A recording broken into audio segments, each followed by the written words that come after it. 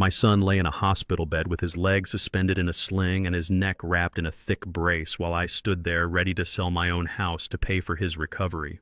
I was ready to liquidate my retirement fund and give him everything I had left in this world until the paralyzed woman in the bed next to him grabbed my wrist. Her grip was surprisingly strong, like iron hidden under fragile skin. Her eyes were wide with a terror so raw it made my stomach turn as she looked past me at my weeping daughter-in-law. She pulled me down until my ear was inches from her dry, cracked lips and whispered 5 words that froze the blood in my veins. Run from him right now. Before I tell you how a father's love turned into a fight for survival against the people I trusted most, tell me in the comments if you have ever discovered a venomous snake living in your own home. Hit like and subscribe to see justice served cold, because this story is about to prove that blood is not always thicker than water. My name is Curtis, and for 40 years I worked as a foreman at a logistics warehouse in Chicago. I know how to spot a crack in a foundation before the building collapses, and I know when inventory counts do not add up. Standing in that sterile emergency room surrounded by the smell of bleach and rubbing alcohol, my internal alarm bells were ringing so loud they drowned out the steady beep of the heart monitor. 2 police officers stood by the door with their notebooks open, scribbling down the statement my son Terrence was giving them between groans of pain.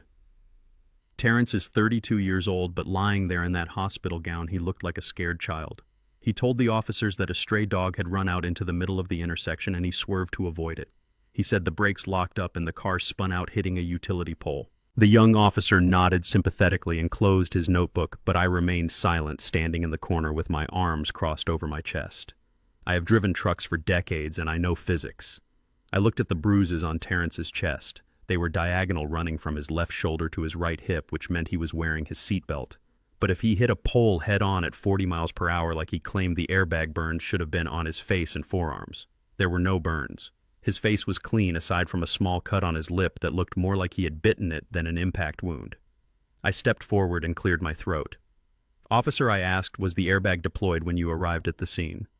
The officer looked at me and then flipped back a page in his notebook. He frowned for a second. "No, sir, actually it was not. It seems the sensor failed to trigger, which is fortunate for your son given the angle of impact." I looked at Terrence. He refused to meet my eyes. He stared fixedly at the ceiling tile above his head and let out a long, dramatic moan, clutching his leg. I knew that car. It was a 10-year-old sedan I had bought him when he landed his first sales job. It was old, but I maintained it myself. I checked the sensors last month. I checked the brake pads. I kept that car running better than vehicles half its age because I knew my son was reckless. For the airbags not to deploy on a frontal collision meant the impact was not frontal, or the speed was much lower than he was claiming. Something was not adding up. The math of the accident was wrong. I wanted to ask more questions. I wanted to ask why there were no skid marks mentioned in the report if he slammed on the brakes to avoid a dog. But before I could open my mouth, the double doors of the emergency room flew open with a bang that made the officers jump. The sound of high heels clicking rapidly against the linoleum floor announced her arrival before she even came into view. Courtney, my daughter-in-law. She rushed into the room wearing a beige trench coat that looked like it cost more than my monthly pension check. Her blonde hair was perfectly styled, and despite the late hour, her makeup was flawless. Mascara framed her blue eyes, which were already swimming with tears that seemed to appear on command. She did not look at the police. She did not look at the doctors. She did not even look at her husband moaning on the bed. She looked straight at me. Her eyes narrowed and the tears instantly vanished, replaced by a cold, hard glare that I had seen too many times over the last 5 years. "This is your fault," she screamed, pointing a manicured finger at my chest. Her voice was shrill enough to make the nurses at the station outside look up. "This is all your fault, Curtis. If you had just let him take the truck, he would be safe right now. You and your selfish pride. You care more about that stupid Ford than you do about your own son's life." I felt the heat rise in my neck, but I kept my face impassive. "It is a discipline I learned managing a crew of 50 men. You never let them see you sweat." Courtney was talking about my Ford F-150. It was a brand new model, charcoal gray with a heavy-duty suspension. It was the one thing I had treated myself to after I retired. A reward for 4 decades of waking up at 4 in the morning. Terrence had asked to borrow it 3 days ago. He said he needed to move some furniture for a client. I said no. I said no because the last time he borrowed my vehicle, he returned it with a cracked bumper and the cabin smelling like stale beer. I told him he could use his own car. Now Courtney was weaponizing that decision, using it to paint me as a villain in front of the police and the medical staff. I lowered my voice, trying to de-escalate the situation. Courtney, listen to me. The car is not the issue right now. The issue is that the accident report does not match the physical evidence. I think we need to understand what really happened. She cut me off with a scoff that sounded like a whip crack. Oh, listen to him, she said, turning to the police officer and flashing a look of desperate vulnerability. Listen to him, officer. My father-in-law thinks he is a detective. He has always been like this. Paranoid, controlling. He hates that Terrence is trying to make a life for us. He would rather see his son in a wheelchair than admit he was wrong to deny him a safe vehicle. Look at my husband. Look at him suffering. And his own father stands there talking about physics and evidence. I looked at Terrence, expecting him to defend me. I expected him to tell his wife to stop being disrespectful, to tell her that I had paid his rent 3 times this year alone, that I had co-signed the loan for her nursing school tuition. But Terrence just turned his head away and let out a whimper. Courtney, my leg hurts so bad, he whined. Make him stop. He is making my head pound. Courtney rushed to his side, grabbing his hand and stroking his forehead. I am here, baby, she cooed. I am here. I won't let him bully you anymore. She turned back to me and her face was like a stone mask. You need to leave Curtis. You are upsetting him. His blood pressure is rising. We need privacy to discuss his medical care. I stood my ground for a moment. I am his father, I said, my voice steady but heavy with hurt. I have a right to be here. No, you do not, she snapped. I am his wife. I am his next of kin, and I am asking you to leave before I call security. Do not make a scene, Curtis. People are watching. You know how it looks. She knew exactly what buttons to push. She knew that as a black man of my generation, I had spent my entire life trying to avoid being labeled as aggressive or difficult in public spaces, especially when dealing with authority figures. The police officer shifted uncomfortably, his hand resting near his belt. He did not know the history. He did not know the money I had poured into their bottomless pit of a lifestyle. He only saw a grieving wife and an older man who was refusing to leave. Sir, the officer said gently but firmly, maybe it is best if you step out to the waiting room. Give them some space. I looked at my son one last time. He still refused to look at me. He was hiding behind his wife's performance. I felt a crack in my heart, a fissure that had been forming for years, finally splitting open. Fine, I said. I will be outside if the doctors need me. I turned to walk away, my heavy work boots thumping softly on the floor. As I reached the curtain that separated Terrence's area from the next bed, I paused. I felt a gaze on me. Heavy, intense. I turned my head slightly. In the next bed lay an elderly black woman. The chart at the foot of her bed read Etta May. She looked to be about my age, maybe a little older. Her body was frail, wasted away by some long-term illness, and she was hooked up to an oxygen machine that hissed rhythmically. But her eyes were alive. They were not looking at me. They were fixed on Courtney. Etta May's eyes were wide, so wide the whites showed all around the irises. Her mouth was slightly open, and her hands were gripping the bedsheets so tightly her knuckles were gray. It was not a look of curiosity. It was a look of recognition. An absolute, unadulterated terror. She looked like she was seeing a ghost or a demon rise from the pits of hell. She watched Courtney fuss over Terrence, and I saw a tremor run through the old woman's body, shaking the tubes connected to her arm. Then her eyes snapped to mine. For a second, the air in the room seemed to vanish. We locked eyes, two strangers in a sea of medical chaos. She shook her head at me, a tiny, almost imperceptible movement. Left, then right. No, do not go. Or maybe do not trust. I did not know what it meant. The nurse stepped in and pulled the curtain shut, snapping the plastic rings along the metal tracks, severing the connection. I was left standing in the hallway, staring at the beige pattern of the curtain, listening to Courtney's voice drop from a hysterical shriek to a low, murmuring whisper. I could not hear the words, but the tone was not comforting. It sounded calculating. It sounded like a plan being hatched. I walked to the vending machine at the end of the hall and bought a black coffee that tasted like burnt rubber. I sat down on the plastic chair and stared at the double doors. My son had broken his leg. My daughter-in-law had kicked me out, and a paralyzed stranger had looked at my family with the kind of fear usually reserved for death row. I took a sip of the bitter coffee and felt a cold knot form in my stomach. This was not an accident. I did not know what it was yet, but I knew one thing for sure. The physics were wrong, and when the physics are wrong, it means someone tampered with the equation. I decided then and there I was not going to leave. I would sit in this chair all night if I had to. I needed to see those eyes again. I needed to know what Etta May saw that I was missing. Over the next 3 days, the hospital room became a theater of the absurd, and my daughter-in-law was the star actress. Courtney only appeared during visiting hours when the lighting was best. She would breeze in smelling of vanilla perfume and expensive coffee, holding a Bible she never opened. She would position herself by Terrence's bedside and gently rest her hand on his cast, just long enough to snap a photo with her phone. Then she would spend the next 20 minutes sitting in the corner chair, ignoring her husband completely while she edited the picture and crafted the perfect caption. I watched her fingers fly across the screen. #DevotedWife. #praying for a miracle. #survivor. Once the upload was complete and the likes started rolling in, she would suddenly remember she had urgent errands to run. She never emptied his bedpan. She never helped him sip water when his throat was dry. She never adjusted his pillows. I did all of that. I was the one wiping the sweat from my 32-year-old son's forehead, while his wife sat 3 feet away accepting digital sympathy from strangers.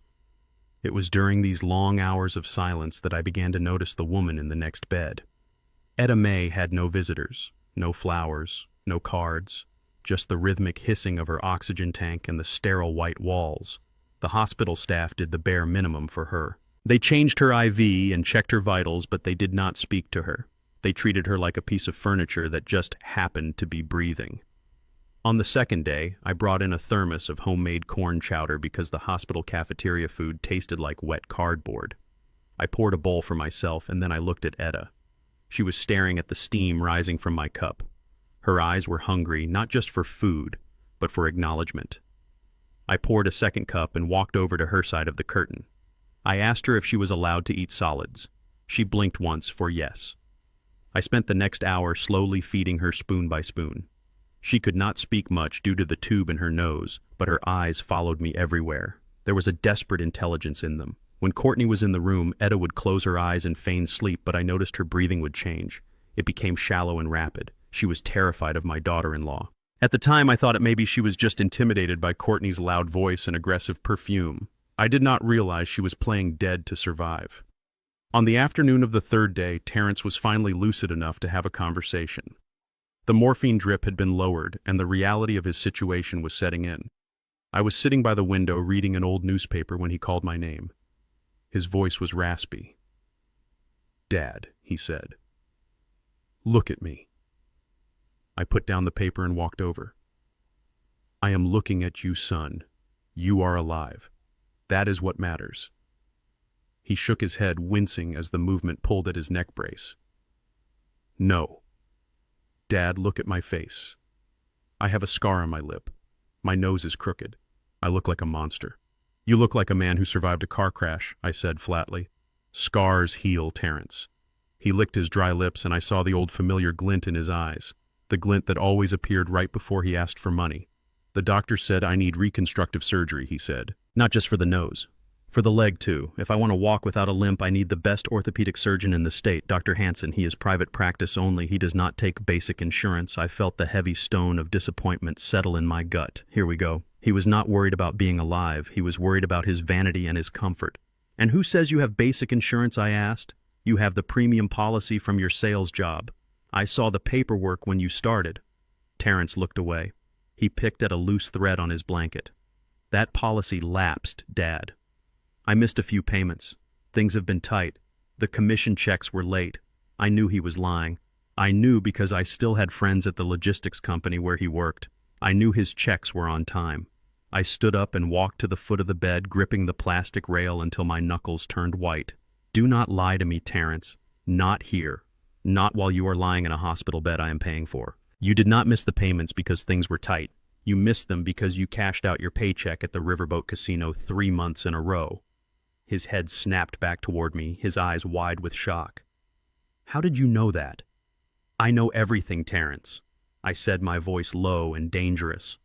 "I know about the debt. I know why you are renting that shoebox apartment, and now you want me to pay for a private surgeon. Where do you think that money is coming from?" He swallowed hard, but he did not back down. He played his trump card. The house on Elm Street. It is too big for you anyway, Dad. You are one man living in 4 bedrooms. Courtney says the market is peaking right now. If you sell it, we can pay for the surgery. We can get a nice duplex. You can live in the guest suite. We can take care of you. The audacity took my breath away. He was asking me to sell the home where I had raised him, the home where his mother had died, the home I had paid off with 40 years of sweat and backbreaking labor, and he wanted to trade it for a guest suite and a nose job. The house is not for sale, I said. My voice was final. It was the voice I used when I fired a man for stealing from the warehouse. You drove a car with expired insurance. You rolled the dice, and you lost. I will cover your hospital bills, Terrence, because you are my son, but you are going to the rehab center the state approves, and you are going to walk with a limp if that is what it takes to learn responsibility. Terrence's face twisted into a mask of ugly rage. You are a selfish old man, he hissed. Mom would never have done this to me. She loved me. I turned my back on him before I said something I couldn't take back. Your mother would be ashamed, I said softly. That night was the longest of my life. The tension in the room was thick enough to choke on. Courtney arrived late, around 9 o'clock. She did not greet me. She went straight to Terrence. They whispered together for a long time.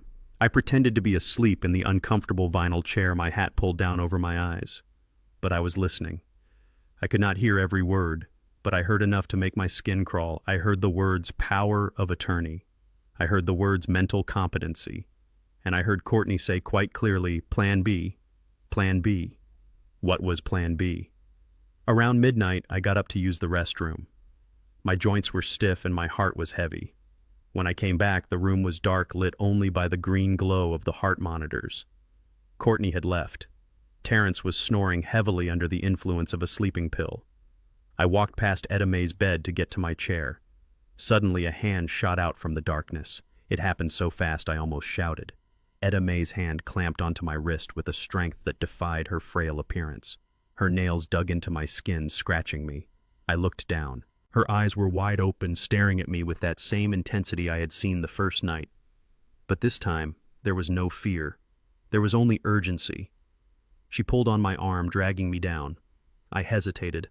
I looked at the door to make sure the nurses weren't watching. Then I lowered my head until my ear was hovering right above her mouth. Her breath smelled of the corn chowder I had fed her earlier. Listen to me, she whispered. Her voice was like dry leaves scraping together. Listen to me, Curtis. I am listening, Etta, I whispered back. She swallowed hard, gathering the strength for what she had to say. Her eyes darted to my sleeping son, then back to me. It is not about the money, she wheezed. They are not just waiting for you to die. They are going to help you along. I pulled back, slightly shocked by the accusation. Etta, you don't know what you are saying. They are greedy, yes, but they are family. She yanked me back down. Her grip was painful now. No, she hissed. I heard them. Heard. I speak Spanish, Curtis. Your daughter-in-law thought I was just a vegetable. She was on the phone before you came back. She was talking to a doctor. Not a doctor here, a doctor on the street. My heart hammered against my ribs. What are you telling me?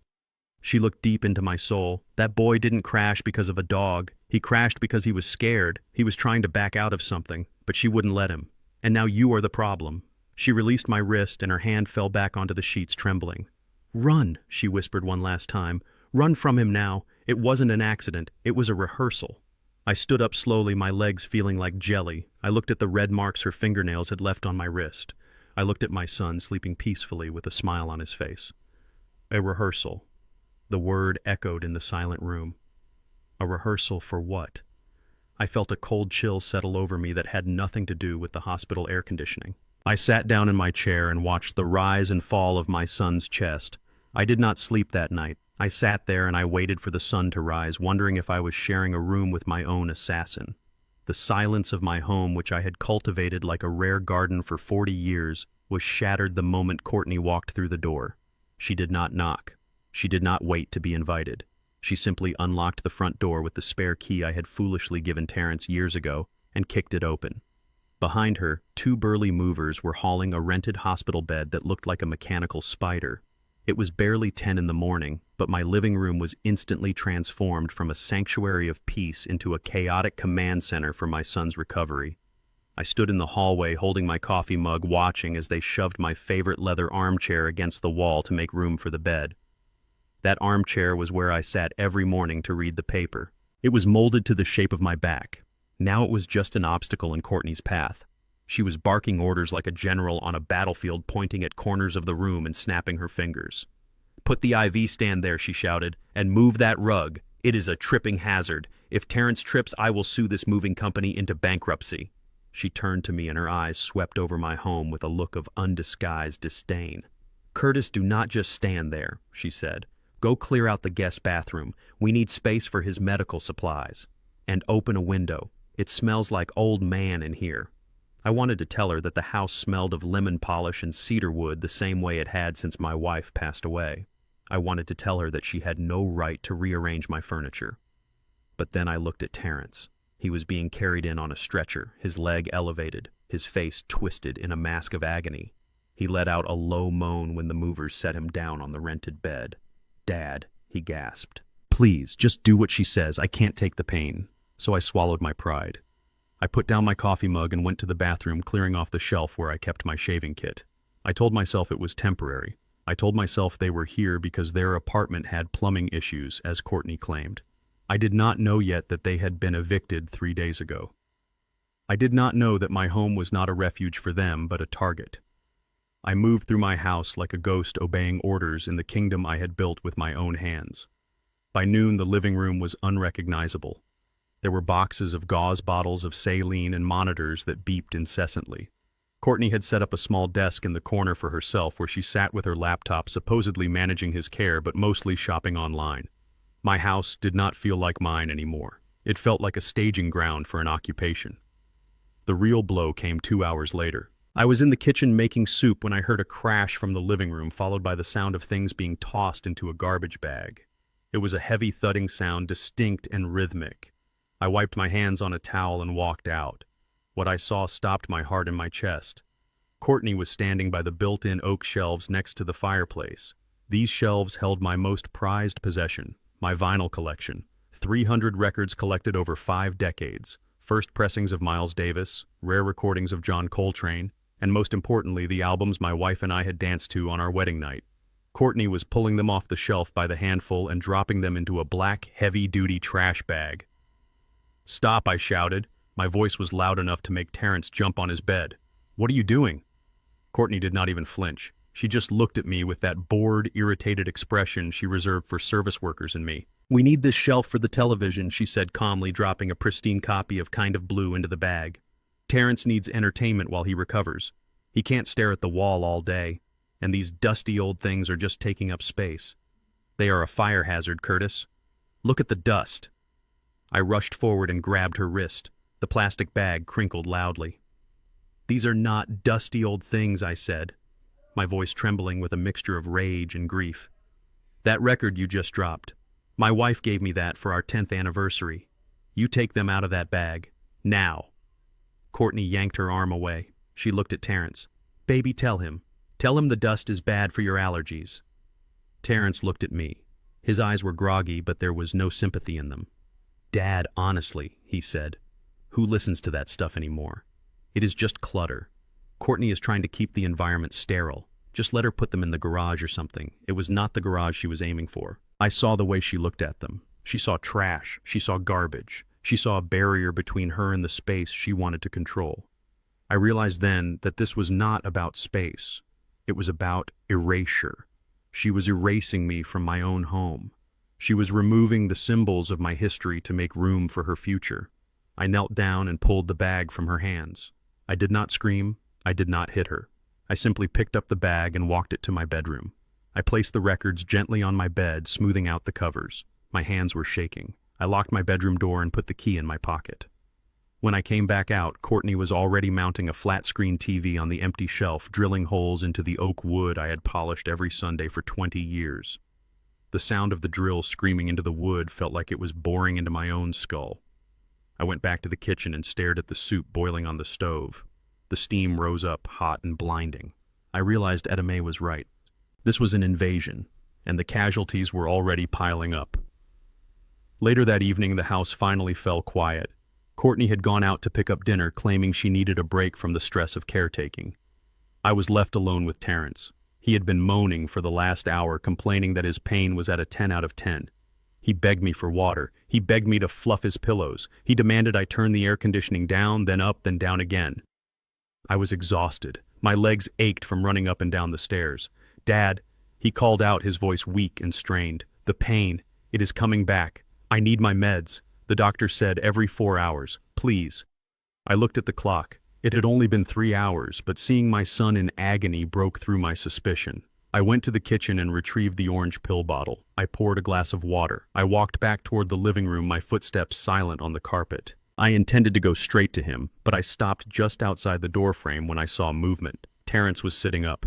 He was not writhing. He was not clutching his leg. He was sitting up perfectly straight, reaching for the bottle of painkillers he kept on his bedside table, the ones he claimed were not strong enough. He opened the bottle and shook 2 pills into his hand. I expected him to swallow them. Instead, he leaned over the side of the bed. There was a large potted fern sitting there, a plant I had nurtured for 10 years. Terrence crushed the pills between his thumb and forefinger, crumbling them into white dust, and sprinkled them into the soil of the plant. He buried the powder with his finger, then wiped his hand on the sheet. He lay back down, arranged his face into a grimace of suffering, and let out a long, pathetic groan. "Dad," he yelled out. "Dad, please hurry. It hurts so much." I stood in the shadows holding the glass of water, and I felt the world tilt on its axis. He was not in pain, or at least not the kind of pain he was claiming. He was throwing away the medicine. Why? If he was hurting, he would take it. If he was an addict, he would hoard it. But he was discarding it. Then it hit me. The medicine made him sleepy. If he took it, he would sleep. If he slept, he could not order me around. He could not keep me running. He could not keep me exhausted and distracted. This was a performance. A cruel, calculated performance designed to wear me down, to break my spirit, to make me feel so guilty and helpless that I would agree to anything just to make the suffering stop, including selling my house. I looked at the fern. The leaves were already drooping slightly from the chemical assault. My son was poisoning my plant just as he was poisoning my life. I stepped back into the kitchen and poured the water down the sink. I gripped the edge of the counter and took a deep breath. I did not bring him the medicine. I let him call my name. I let him scream. Because for the first time since the accident, I knew exactly what game we were playing, and I was done playing by his rules. I walked to the back door and looked out at the dark yard. Somewhere out there in a nursing home, Etta May was waiting. I needed to find that USB drive. I needed to know the rest of the story before my son and his wife turned my home into a graveyard. The fog inside my head did not roll in all at once. It crept in slowly, like carbon monoxide filling a closed garage. For 40 years, I had prided myself on a memory that could track inventory across 3 different warehouses without looking at a spreadsheet. I knew the birthday of every man on my crew and the license plate number of every truck in the fleet. But a week after Courtney and Terrence moved into my home, I started losing time. I would wake up in my favorite armchair at 2 in the afternoon with no memory of eating lunch. I would stand in the middle of the kitchen staring at the refrigerator handle, forgetting why I had walked into the room. My hands, which had been steady enough to repair diesel engines, began to tremble so violently that I could barely button my own shirt. Courtney was always there during these moments. She hovered over me like a dark angel of mercy. She had taken over the kitchen completely, claiming that my diet was the source of my decline. Every morning she prepared a thick green smoothie that tasted of kale and something bitter and metallic. She stood over me with her arms crossed, watching my throat work as I swallowed every drop. She called it her special vitality blend. Along with the drink, she gave me 2 small blue pills. She said they were high-quality multivitamins imported from Europe, designed specifically for senior cognitive health. I took them because I wanted to trust her. I took them because part of me wanted to believe that she was actually trying to help. I took them because, deep down, I was terrified of the weakness spreading through my limbs, and I hoped she was right. But the more I took, the worse I got. The days blurred together into a gray smear of confusion. I spent hours staring at the television screen, unable to follow the plot of simple game shows. I felt heavy, like my bones were made of lead. I heard Terrence and Courtney talking in the other room, but their voices sounded distorted, as if I were listening to them from underwater. One afternoon, I tried to ask Terrence about the insurance adjuster. I wanted to know if they had inspected the car yet. I opened my mouth to speak, but the words came out slurred and jumbled. Terrence just looked at me with a pitying shake of his head and turned back to his video game. I felt trapped inside my own body, screaming for help while my mouth just drooled. The breaking point came on a Tuesday evening. I decided I needed to feel useful. I needed to prove to myself that I was still the master of my own house. I walked to the sink to wash the dinner dishes. Courtney was sitting at the table filing her nails, and Terrence was on the sofa watching football. I picked up a ceramic plate. It was a simple white plate, part of the set my wife and I had bought for our first Thanksgiving. My hand was shaking. I tried to grip it tighter, but my fingers felt numb and disconnected from my brain. The plate slipped. It hit the tiled floor with a sound like a gunshot shattering into a dozen sharp pieces. The noise seemed to echo forever. I stood there staring at the shards, feeling a hot flush of shame crawl up my neck. I waited for Courtney to yell. I waited for her to scream about the mess, but she did not yell. What she did was far worse. She sighed. It was a long, loud, theatrical sigh. She stood up slowly and walked over to me, avoiding the broken ceramic. She put a hand on my shoulder and spoke in a voice dripping with condescension. "Oh, Curtis, not again. Look at this mess. You are becoming a danger to yourself." Terrence muted the television. He turned around, his face arranged into a mask of deep concern. "Dad, maybe Courtney is right. You are slipping fast. Yesterday you forgot my middle name. Today you are destroying the kitchen. It is not safe for you to be alone anymore." I tried to defend myself. I tried to say that it was just a plate, that my hand had slipped. But Courtney cut me off. She turned to Terrence and spoke as if I were not even in the room. "This is exactly what I was telling you, honey. He can't manage the household anymore. Imagine if he had left the stove on. Imagine if he had fallen. We need to look into legal options. He needs a guardian, someone to make decisions for him before he burns the house down." Guardian. The word hung in the air, heavy and terrifying. I knew what that meant. It meant I would lose the right to my own money. It meant I would lose the right to my own home. It meant I would become a child in the eyes of the law, and they would be my parents. I looked at Terrence, expecting him to object, expecting him to say that his father was a strong, capable man. Instead, he nodded slowly. "Yeah, you are right, babe. We need to protect him from himself." I looked down at the broken plate, and I realized something terrifying. They were not worried about my safety. They were building a case. Every dropped spoon, every forgotten word, every hour I spent sleeping in the chair was being cataloged. They were documenting my decline so they could present it to a judge. They were gaslighting me into believing I was losing my mind so they could steal my life. I felt a surge of adrenaline cut through the fog in my brain. It was small, but it was there. I let Courtney clean up the mess. I let her guide me to the bedroom like a toddler. I let her tuck me in, but I did not sleep. I lay there in the dark, staring at the ceiling, and I made a plan. I needed to know what was happening to me, and I needed to know before the sun went down tomorrow. The next morning, I sat at the kitchen table as usual. Courtney placed the green smoothie and the 2 blue pills in front of me. "Drink up, Curtis," she said, smiling her shark smile. "You need your strength." I picked up the pills. My hand trembled, but this time the tremble was partly rage. I put the pills in my mouth. I took a sip of the smoothie. Courtney watched me closely. I made a gulping motion with my throat. "Good job," she said, patting my shoulder.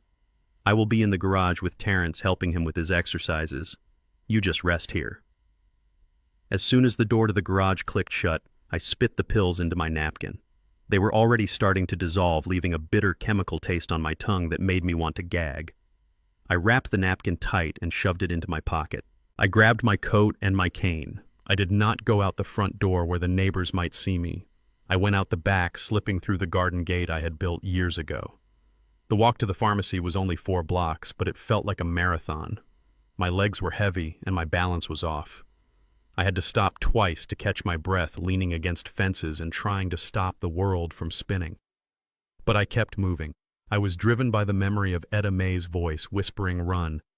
I pushed open the door of the neighborhood pharmacy.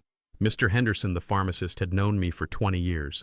He looked up from his counter and his smile faded when he saw my state.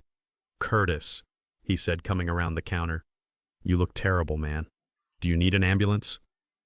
I shook my head, unable to speak for a moment. I reached into my pocket and pulled out the crumpled napkin. I opened it, revealing the 2 partially dissolved blue pills. "I need to know," I wheezed. "I need to know what these are. My daughter-in-law says they are vitamins." Mr. Henderson put on his glasses. He picked up one of the pills with a pair of tweezers and examined the markings. He frowned. He walked back to his computer and typed something in. Then he walked to a shelf and pulled down a large bottle. He compared the pill in the napkin to the pills in the bottle. He turned back to me and his face was pale. "Curtis, who gave you these?" "Courtney," I said. "She says they are for memory." Mr. Henderson slammed the bottle down on the counter. The sound made me jump. "That is a lie," he said, his voice shaking with anger. "This is not a vitamin. This is haloperidol. It is a high-potency antipsychotic. It is used to treat severe schizophrenia or acute mania in psychiatric wards." I gripped the counter to keep from falling. "What does it do?" I asked. "It sedates you," Mr. Henderson explained. "In high doses like this, it causes confusion, lethargy, muscle tremors, and memory loss. It is a chemical straitjacket, Curtis. If you have been taking this daily, it explains why you can't walk straight. It explains why you can't think. You are being drugged." The room spun. The floor seemed to tilt beneath my feet. It was not dementia. It was not old age. I was being lobotomized in my own kitchen. Every morning I was swallowing poison served by the hands of the people who claimed to love me. They were not just waiting for me to die. They were actively erasing my mind to speed up the process. I looked at Mr. Henderson. "Will it leave my system?" I asked. "If you stop taking it now, the effects will wear off in a few days," he said. "But Curtis, you cannot go back there. This is assault. This is attempted murder. I am calling the police." "No," I said sharply. "No police yet." Mr. Henderson looked at me like I was crazy. "Curtis, they are poisoning you." "I know," I said, straightening my back. The fog was still there, but the anger was burning it away. "If you call the police now, they will claim it was a mistake. They will claim I mixed up my own meds. They will claim I am senile and confused. I need proof, real proof. I need to catch them doing it." I took the napkin back. I looked at the blue pills one last time. They looked innocent enough, just small round circles of chalk. But they were the keys to my coffin. I put them back in my pocket. "Thank you, Mr. Henderson," I said. "If anyone asks, you did not see me today." I walked back home. The wind was biting at my face, but I did not feel the cold. I felt a cold clarity settling in my chest. I was going back into the lion's den. I was going to sit at that table, and I was going to let them think they had won. I was going to play the part of the confused, dying old man better than any actor in Hollywood. Because now I knew the script, and I was writing a new ending, one where the hunter becomes the prey. I slipped back through the garden gate just as I heard Courtney's voice calling from the kitchen. "Curtis, Curtis, where are you? It is time for your afternoon nap." I opened the back door and shuffled in, letting my shoulders slump and my mouth hang open slightly. "I am here, Courtney," I mumbled. "I was just looking for the cat." "We don't have a cat, Curtis," she said, shaking her head with a smirk. "Come on, let's get you to bed." I let her lead me away. But inside my pocket, my hand was clenched into a fist around the blue pills. The war had officially begun. The walk back from the pharmacy was a blur of cold wind and colder realization. But when I stepped onto my front porch, I forced my body to relax. I adjusted my posture, slumping my shoulders forward and relaxing my jaw to mimic the confused, medicated old man my family thought I was. I unlocked the front door quietly. The house was strangely silent. Usually the television was blaring reality shows or Terrence was shouting at his video games, but today there was a stillness that felt heavy and expectant. I moved through the hallway, avoiding the squeaky floorboards out of habit, a skill I had picked up when coming home late from double shifts at the warehouse so I would not wake my wife. I headed toward my bedroom, intending to hide the undissolved pills I had saved as evidence.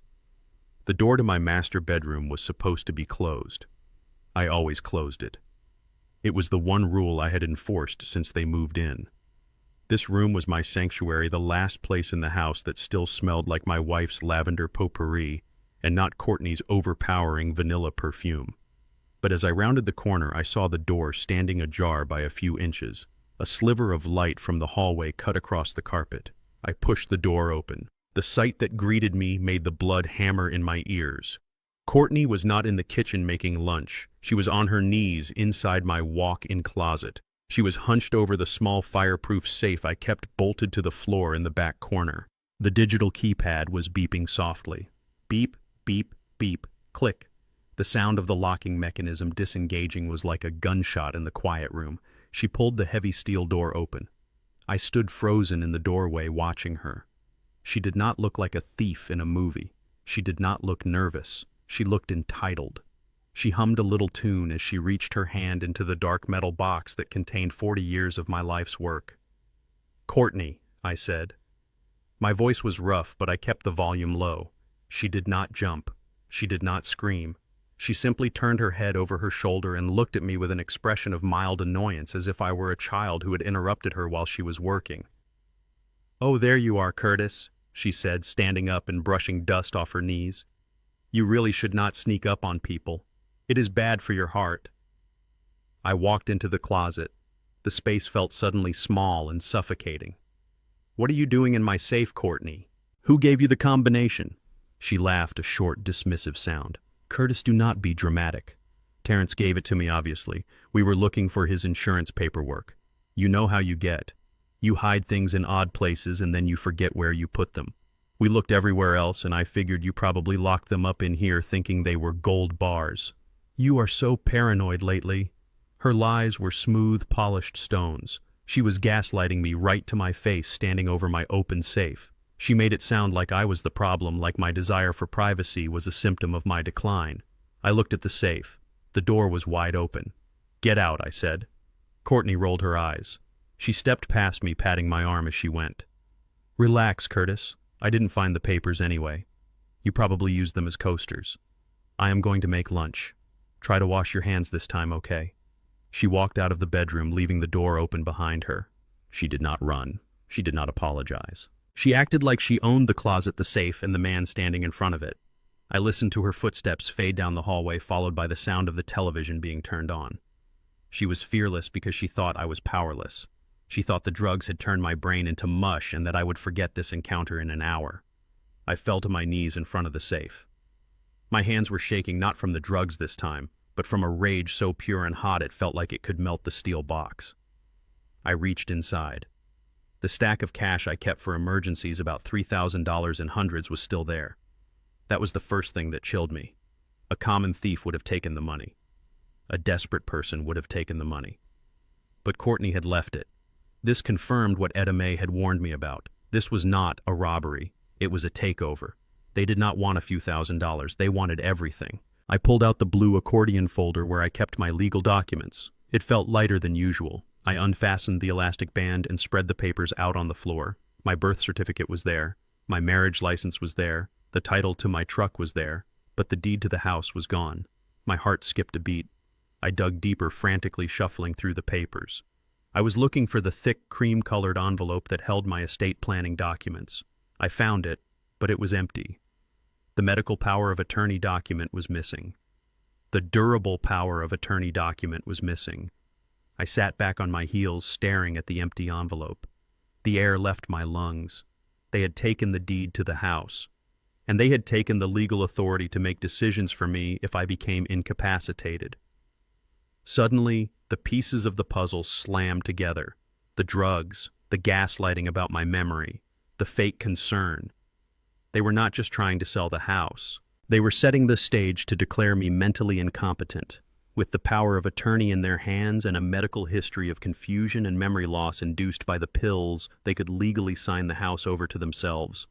They could put me in a state-run facility, and I would not be able to say a word. I would be a ward of the state, and they would be the guardians of my fortune. A memory flashed in my mind, vivid and painful. I was sitting at the kitchen table 15 years ago. Terrence was in high school. He had brought home a report card with straight A's. I was so proud. I had pinned it to the refrigerator. I bragged about it to the guys at the warehouse. 2 weeks later, the principal called me. Terrence had not gotten straight A's. He had failed 3 classes. He had scanned the report card into a computer and digitally altered the grades. He had forged the teacher's signature with a level of precision that was terrifying for a 16-year-old. I remembered confronting him. I remembered him crying, saying he just didn't want to disappoint me. I had punished him, but deep down I had been almost impressed by the skill. I thought it was just a teenager trying to avoid trouble. I thought he would grow out of it. I was a fool. He hadn't grown out of it. He had perfected it. That boy who forged a report card was now a man forging a life. He had likely used that same skill to convince Courtney that this plan would work. Or maybe Courtney was the architect, and Terrence was the willing tool. It didn't matter anymore. The son I raised was gone. The boy I taught to ride a bike and throw a baseball had been replaced by a predator who saw his father not as a human being, but as a resource to be harvested. I looked at the empty space in the safe where the deed used to be. That piece of paper represented every drop of sweat I had shed for 40 years.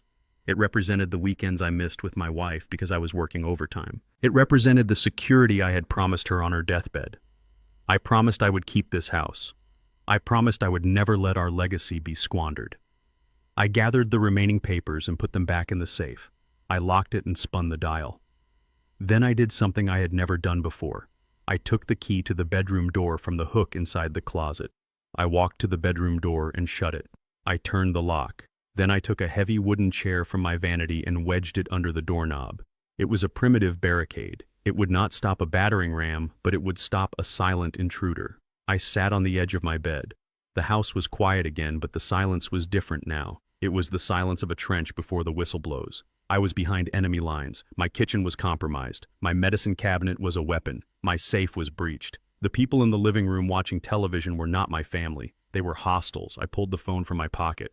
I needed to call my lawyer Harper, but I hesitated. If I called now and they heard me, the element of surprise would be lost. They had the documents, but they had not used them yet. They were waiting for the party. They were waiting for the public display of my incompetence to make the transfer of power look legitimate. I lay down on the bed fully clothed. I kept my hand in my pocket, fingers wrapped around the blue pills. I closed my eyes, but my senses were dialed up to 11. I could hear Courtney laughing in the living room. It was a light, happy sound. It was the sound of someone who thinks they have already won. Let her laugh, I thought. Let them think the old man is asleep. Let them think the drugs are working.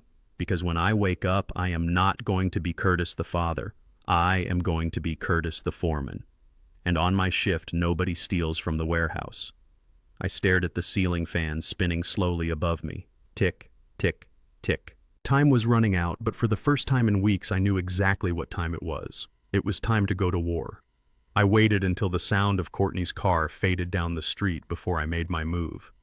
She had gone to get her nails done, a weekly ritual she claimed was essential for her mental health, while my son lay in bed and I supposedly rotted away from dementia.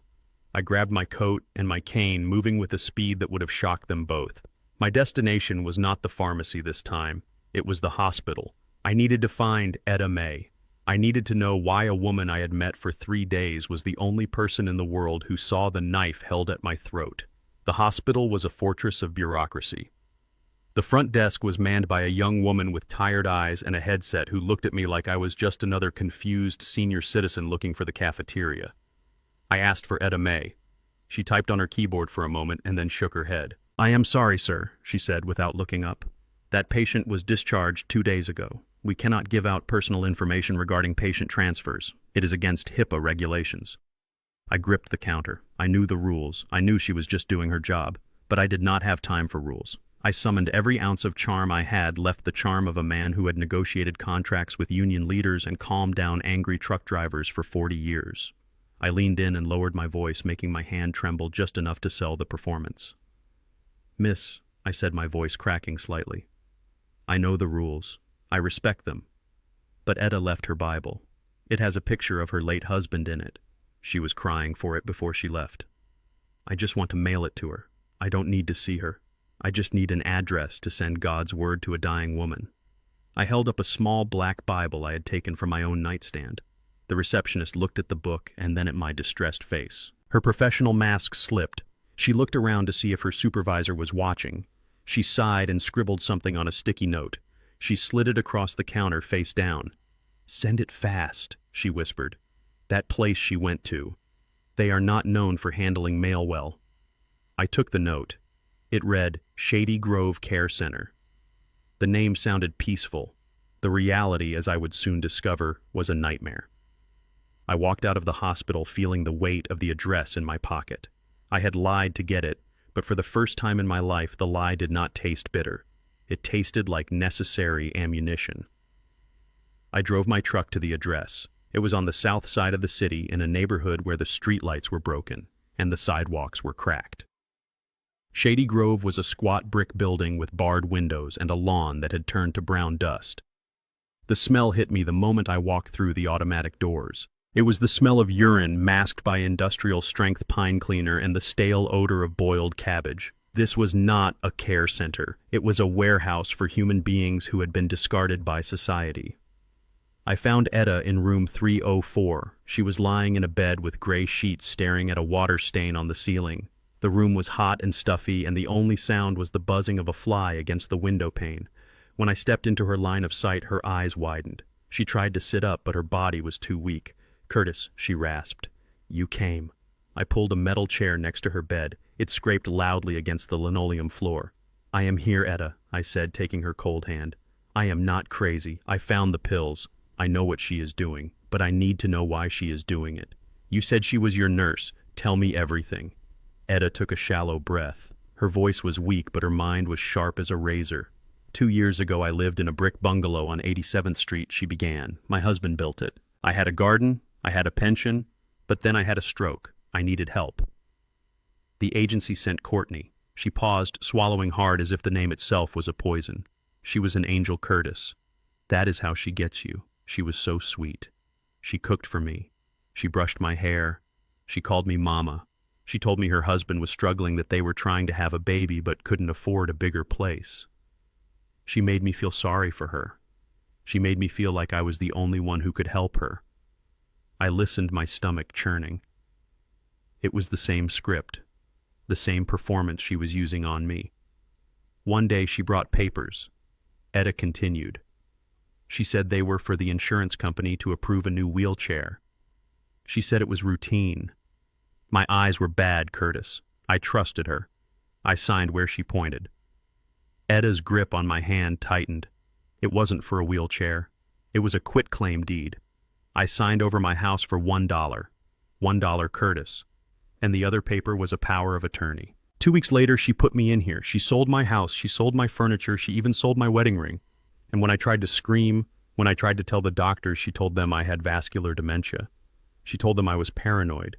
And because she was a nurse, they believed her. I looked around the bleak room. This was my future.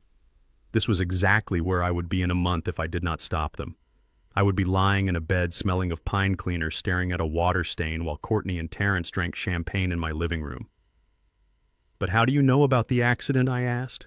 "How do you know it wasn't a dog?" Etta smiled a grim, toothless smile. "Because she came to visit me once," she said. "Right before the crash. She didn't come to apologize. She came to gloat. She thought I was too far gone to understand. She was on the phone with your son. She was screaming at him. She told him he had to do it. She told him to crash the car. She said if he didn't, she would leave him and take every penny they had stolen from me. She said, I don't care if you break your neck, just make sure the car is totaled so we can blame the old man." My blood ran cold. My son had not just been reckless. He had been coerced.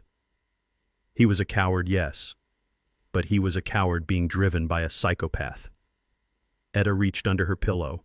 Her movements were slow and painful. She pulled out a small pair of knitted socks. She handed them to me. "Look inside the left one," she whispered. I felt something hard in the toe of the sock. I reached in and pulled out a silver USB drive. It was small, innocuous, but it felt heavy in my hand. "What is this?" I asked. "I may be paralyzed, Curtis," she said, her eyes burning with a fierce light. "But I am not deaf, and I am not stupid. After she stole my house, I bought a voice-activated recorder. I hid it in my flower vase. I recorded every time she came to taunt me. I recorded her phone calls. I recorded her bragging about how easy it was to trick old people. It is all on there, including the call where she planned your accident." I stared at the silver device. This was not just evidence. It was a nuclear weapon. "Why didn't you use it?" I asked. "Who would listen to me?" she said sadly. "I am just a crazy old woman in a state home. But you, Curtis, you are still out there. You can still fight." I closed my fingers around the drive. I stood up. The fear I had felt for the last week evaporated, completely replaced by a cold, hard resolve. I looked at Etta May lying in that terrible bed, a victim of the woman who was currently sleeping under my roof. "I am going to get you out of here, Etta," I said. My voice was steady. I promise you, I am going to get my house back. I am going to send them to prison, and then I am coming back for you. You are not going to die in this room. Etta nodded, tears leaking from the corners of her eyes. Go, she whispered, before they realize you are gone. Give them hell, Curtis. Give them hell for both of us. I walked out of Shady Grove Care Center into the gray afternoon light. I clutched the USB drive in my pocket so tight it dug into my palm. I was not just a father anymore. I was a witness. I was a prosecutor. And Judgment Day was coming to my living room. I got into my truck and started the engine. The roar of the motor sounded like a battle cry. I drove home not as a victim, but as a man with a loaded gun in his pocket ready to face the monsters in his own house. I sat in the small motel room 3 miles from my own house staring at the glowing screen of my laptop. The hidden cameras I had installed during the hours Courtney and Terrence thought I was sleeping were working perfectly. On the screen I saw my son Brad pacing around my study like a caged tiger. He was tearing through my bookshelves, pulling out volumes of encyclopedias and tossing them onto the floor. He was not looking for literature, he was looking for money, or since I had left the house that morning without a word, he had panicked. He knew he could not declare me incompetent if I was not there to be examined, so he had resorted to plain old-fashioned looting. I watched him freeze as his hand landed on the red leather binder I had planted on the top shelf. It was a dusty old ledger I had prepared weeks ago for this exact moment. Inside I had forged a document that looked like a bank statement from a private offshore account in the Cayman Islands. The balance I had typed in was exactly $500,000 in liquid cash. I also included a note written in my own shaky handwriting that said, "Emergency funds, safe code access only." Brad opened the binder. I zoomed in on the feed. His eyes bulged. He licked his lips. It was the look of a starving wolf spotting a wounded deer. He did not check the date. He did not wonder why a retired warehouse foreman would have $500,000 in an offshore account. Greed is a blinder. It shuts down the logical part of the brain and leaves only the hunger. He grabbed the binder and ran out of the room screaming for his wife. "Jessica, look at this. You won't believe what the old man has been hiding." I leaned back in my motel chair and took a sip of lukewarm water. The bait had been taken. Now I just had to wait for the trap to snap shut. On the screen, the scene shifted to the kitchen. Jessica was chopping vegetables with a butcher knife, slamming the blade down with unnecessary force. Brad burst in, waving the red binder. "Look," he shouted, slamming it onto the counter. "$500,000, Jessica. $500,000. It says here it is in a floor safe. I knew he was holding out on us. I knew that pension story was garbage." Jessica stopped chopping. She wiped her hands on a towel and snatched the binder. She scanned the page, her eyes narrowing. "A floor safe," she muttered. "Where? We have looked everywhere." "It must be under the floorboards in the master bedroom," Brad said, pacing frantically. "Or maybe in the basement.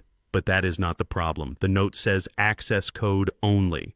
If we try to drill it, we might trigger a lock mechanism. We need the code."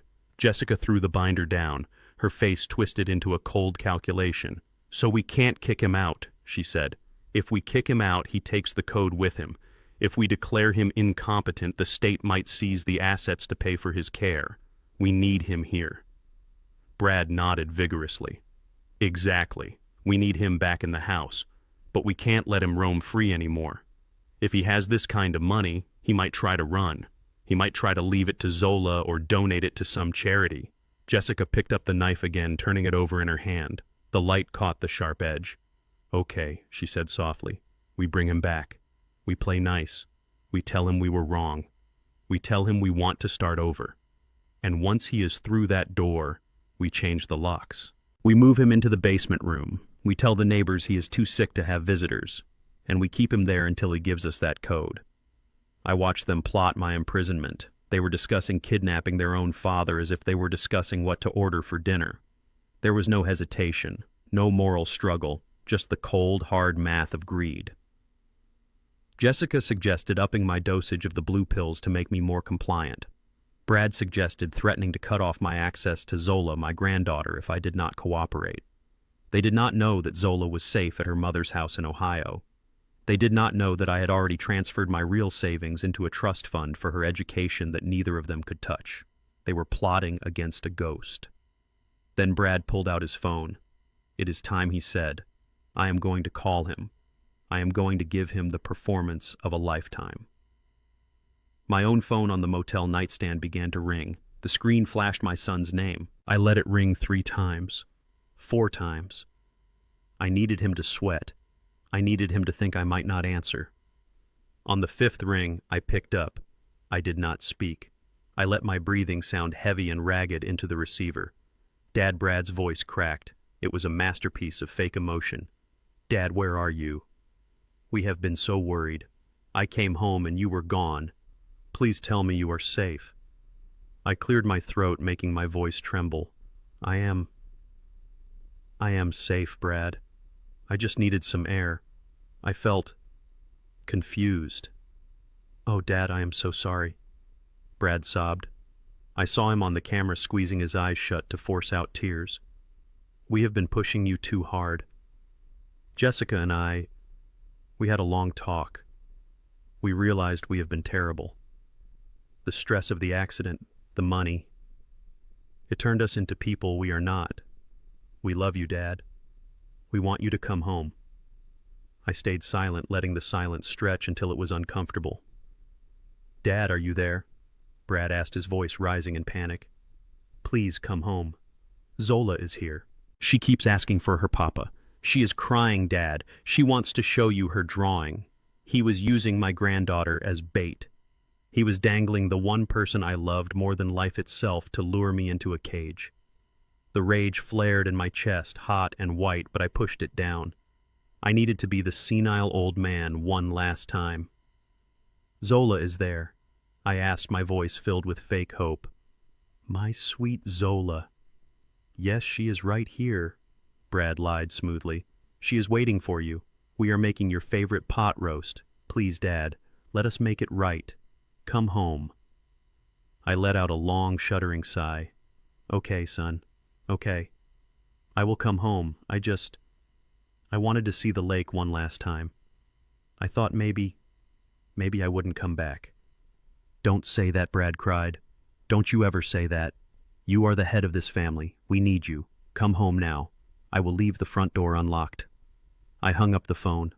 On the laptop screen, I saw Brad lower the phone and pump his fist in the air. He turned to Jessica and high-fived her. He is coming, he said, grinning. Get the basement ready. I closed the laptop. I stood up and walked to the mirror.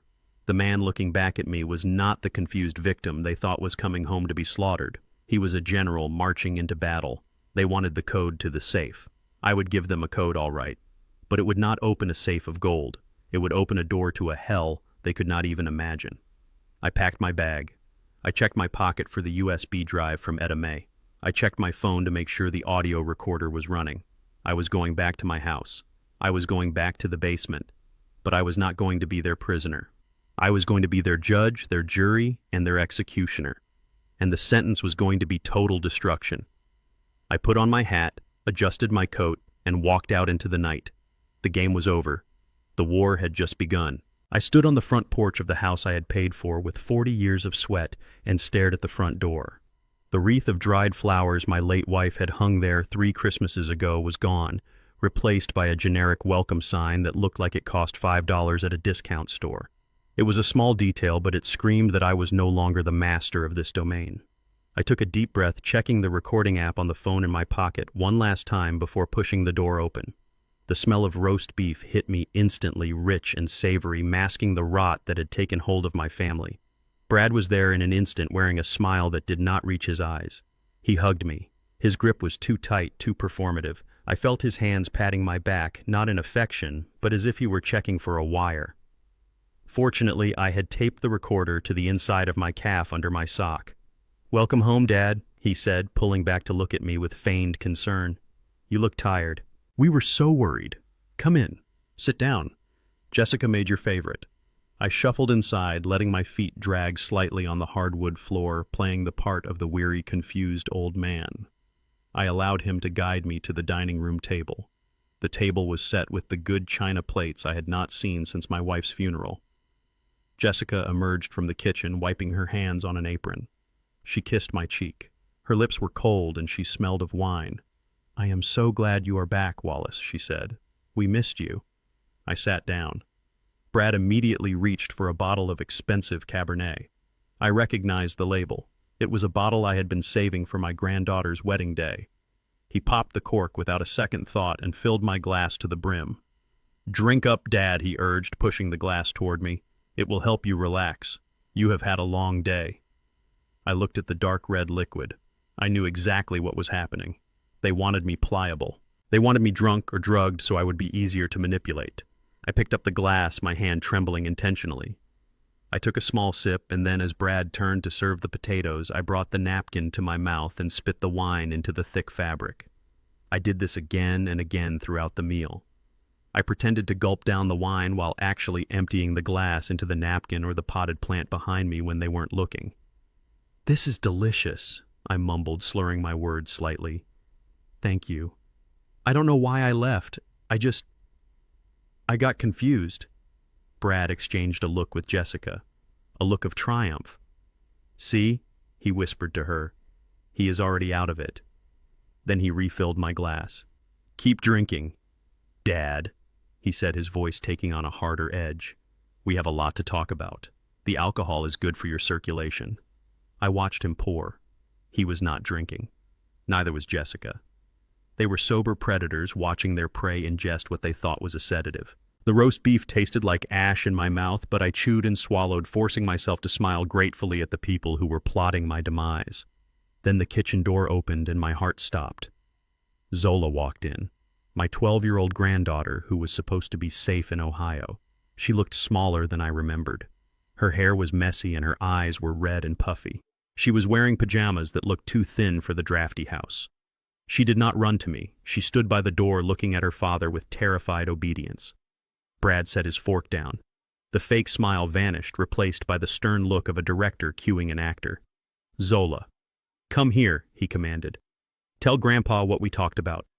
Zola walked to the table. She looked at me and her lip trembled. "Hi, Grandpa," she whispered.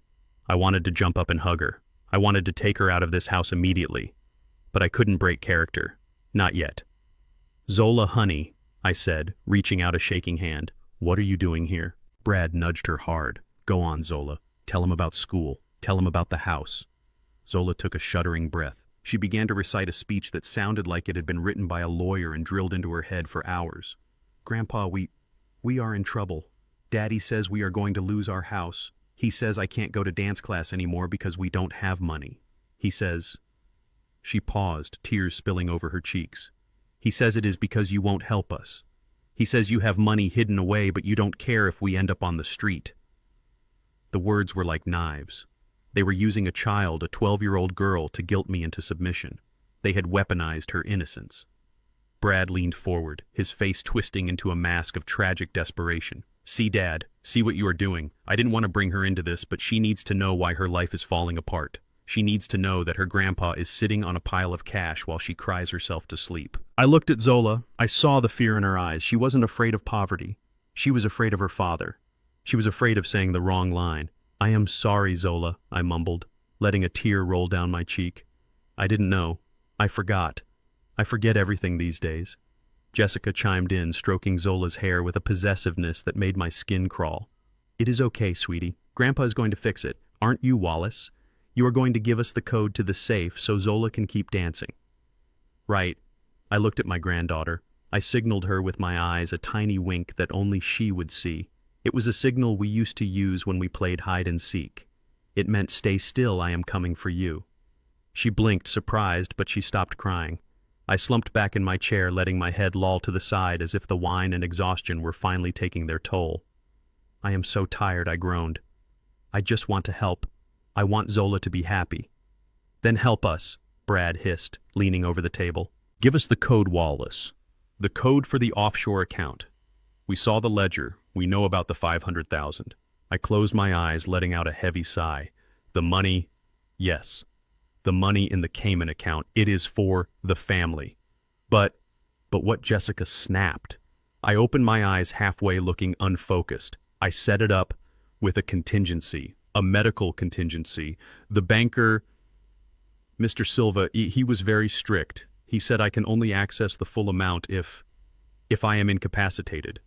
The room went silent. The clock on the wall ticked loudly. "What do you mean incapacitated?" Brad asked slowly.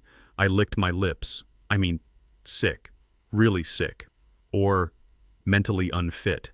If I am healthy, the money stays locked for 10 more years to gain interest. But if I am unable to care for myself, then the guardian can access it all immediately to pay for my care. I saw the look that passed between Brad and Jessica. It was electric. It was the look of two people who had just been handed the key to the kingdom but realized they had to turn it in a lock made of blood. "So let me get this straight," Brad said, his voice trembling with excitement. "If you are fine, we get nothing. But if you are, say, having a severe mental breakdown or a stroke, then we get access to the $500,000.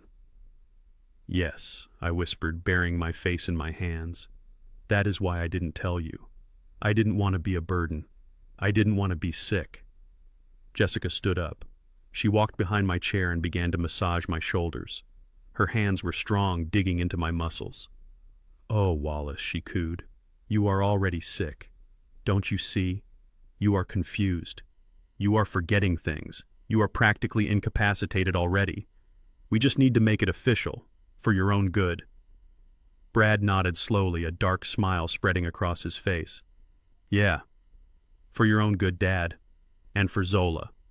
I peeked through my fingers. I saw Brad pick up his phone and type a message. I knew who he was texting. He was texting the corrupt doctor they had on speed dial.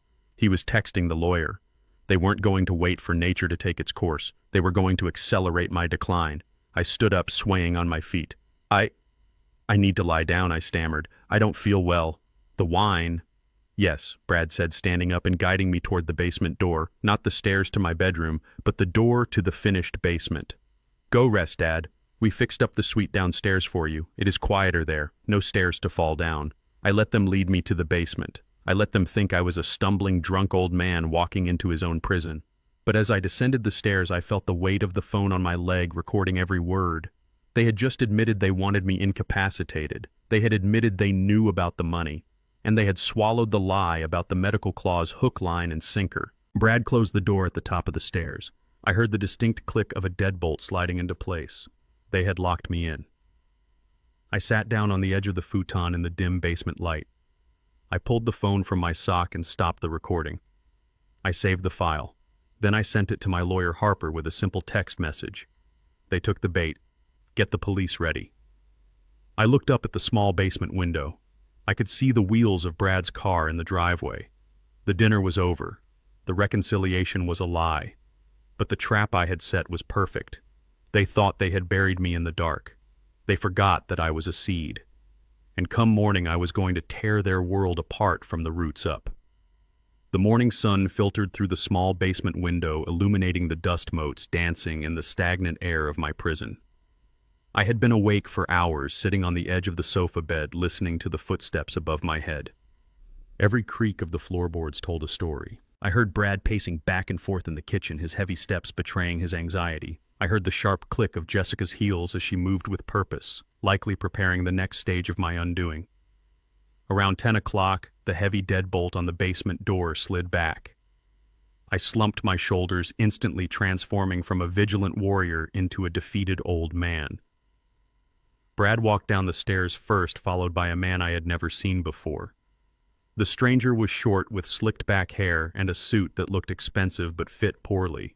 He carried a leather briefcase that looked more like a prop than a medical tool. Brad gestured toward me with a hand that trembled slightly. "Here he is, doctor," he said, his voice laced with fake sorrow. "My father, Wallace. He has been like this since yesterday, confused, aggressive. He does not even know where he is." The man who Brad called a doctor did not introduce himself to me. He did not offer a hand to shake. He simply pulled a metal folding chair from the corner and sat opposite me. He opened his briefcase. There was no stethoscope inside. There was no blood pressure cuff. There was only a stack of legal forms and a gold pen. I looked at him with glassy eyes, letting my mouth hang open slightly. "State your name for the record," the doctor said, his tone bored and flat. I looked at Brad. He nodded encouragingly. "Tell Dr. Evans your name, Dad." I am Wallace," I stammered. I need to go to work. The shift starts at 6. Dr. Evans did not check my pupils. He did not ask about my medical history. He simply checked a box on his form. Disorientation regarding time and place, he muttered aloud as he wrote. I decided to push the performance. I looked at the doctor and grabbed his wrist. My wife, I whispered urgently. Mary, she is waiting in the car. Tell her I will be right out. We are going to the drive-in movie. Mary had been dead for 5 years. Brad let out a long sigh, a performance for the doctor's benefit. You see, doctor, he is living in the past. It is getting worse. Yesterday he tried to attack my wife because he thought she was an intruder. We are terrified for his safety, and ours. The doctor nodded, lacking any genuine empathy. It seems like a clear case of advanced dementia with paranoid delusions. I can certify him as incompetent immediately. The court will grant you emergency guardianship by the end of the week given the violent tendencies you described. I sat there and watched them sign away my freedom. This man was not a doctor. He was a hired gun, a mercenary with a medical license who likely made his living facilitating scams like this. He did not care that I was lucid. He cared about the envelope of cash I saw bulging in Brad's back pocket. I let out a low moan and rocked back and forth, hugging my knees. Inside my mind, however, I was memorizing the doctor's face. I was memorizing the name on his badge, Doctor. Evans was going to lose his license. I would make sure of that. But for now, I had to be the madman they paid for. After the doctor left, the atmosphere in the basement shifted. The tension did not dissipate, it thickened. Around noon, Jessica came down the stairs. She was carrying a tray with a steaming mug of tea and a plate of soft cookies. She wore a floral apron and a smile that did not reach her eyes. It was the smile of a predator assuring its prey that the slaughter would be painless. Here you go, Wallace, she cooed, setting the tray on the small coffee table. I made you some herbal tea. It will help with the agitation. The doctor said you need to stay hydrated. I looked at the tea. The liquid was dark, almost black, and it smelled of chamomile and something else. Something chemical and bitter that tried to hide under the scent of flowers. I knew that smell. It was the same smell as the crushed pills I had found in the plant upstairs. They were done waiting for the pills to work slowly. They were upping the dosage. They wanted me unconscious for whatever came next. Thank you, Jessica, I mumbled, reaching for the cup with a shaking hand. You are a good girl. She sat on the arm of the sofa watching me. She was not going to leave until I drank it. Drink it while it is hot, she urged. I lifted the cup to my lips. The steam hit my face, carrying that chemical warning. I feigned a sudden spasm. My hand jerked violently, and I splashed a little of the hot liquid onto my lap. Ouch, I cried, dropping the cup back onto the saucer with a clatter. Careful. Jessica snapped her patience, fraying for a split second before she recovered her composure. Let me help you. She reached for a napkin to dab at my pants.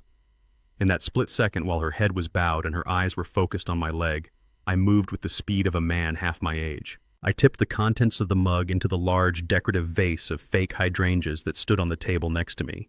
The dark liquid disappeared into the dense artificial moss at the base of the flowers. When she looked up a second later, I was bringing the empty cup back to my lips, tilting my head back and swallowing air. I let out a satisfied sigh and set the empty cup down. That was good, I said, wiping my mouth. Jessica peered into the empty cup. She smiled. Good. You will feel sleepy soon, Wallace. Just close your eyes. We will take care of everything. She took the tray and went upstairs. As soon as the lock clicked, I stood up and walked to the vase. I could smell the acrid odor of the drugs rising from the plastic flowers. I pulled out my phone and took a close-up photo of the stained moss. Then I went back to the sofa and waited. I knew the script. I had to play the part. 10 minutes later, I let my body go limp. I sprawled out on the sofa, letting my mouth fall open, and my breathing turn heavy and rhythmic. I was playing dead to stay alive. 20 minutes later, the door opened again. This time, both Brad and Jessica came down. They moved quietly, whispering to each other. Is he out? Brad asked. He drank the whole cup, Jessica replied. He should be out cold for at least 4 hours. That dose would knock out a horse. Brad walked over and prodded my shoulder. Dad, he said loudly. Dad, can you hear me? I did not move. I did not flinch. I kept my breathing steady, focusing on the rise and fall of my chest. He is gone, Brad said with a laugh. Okay, let's set it up.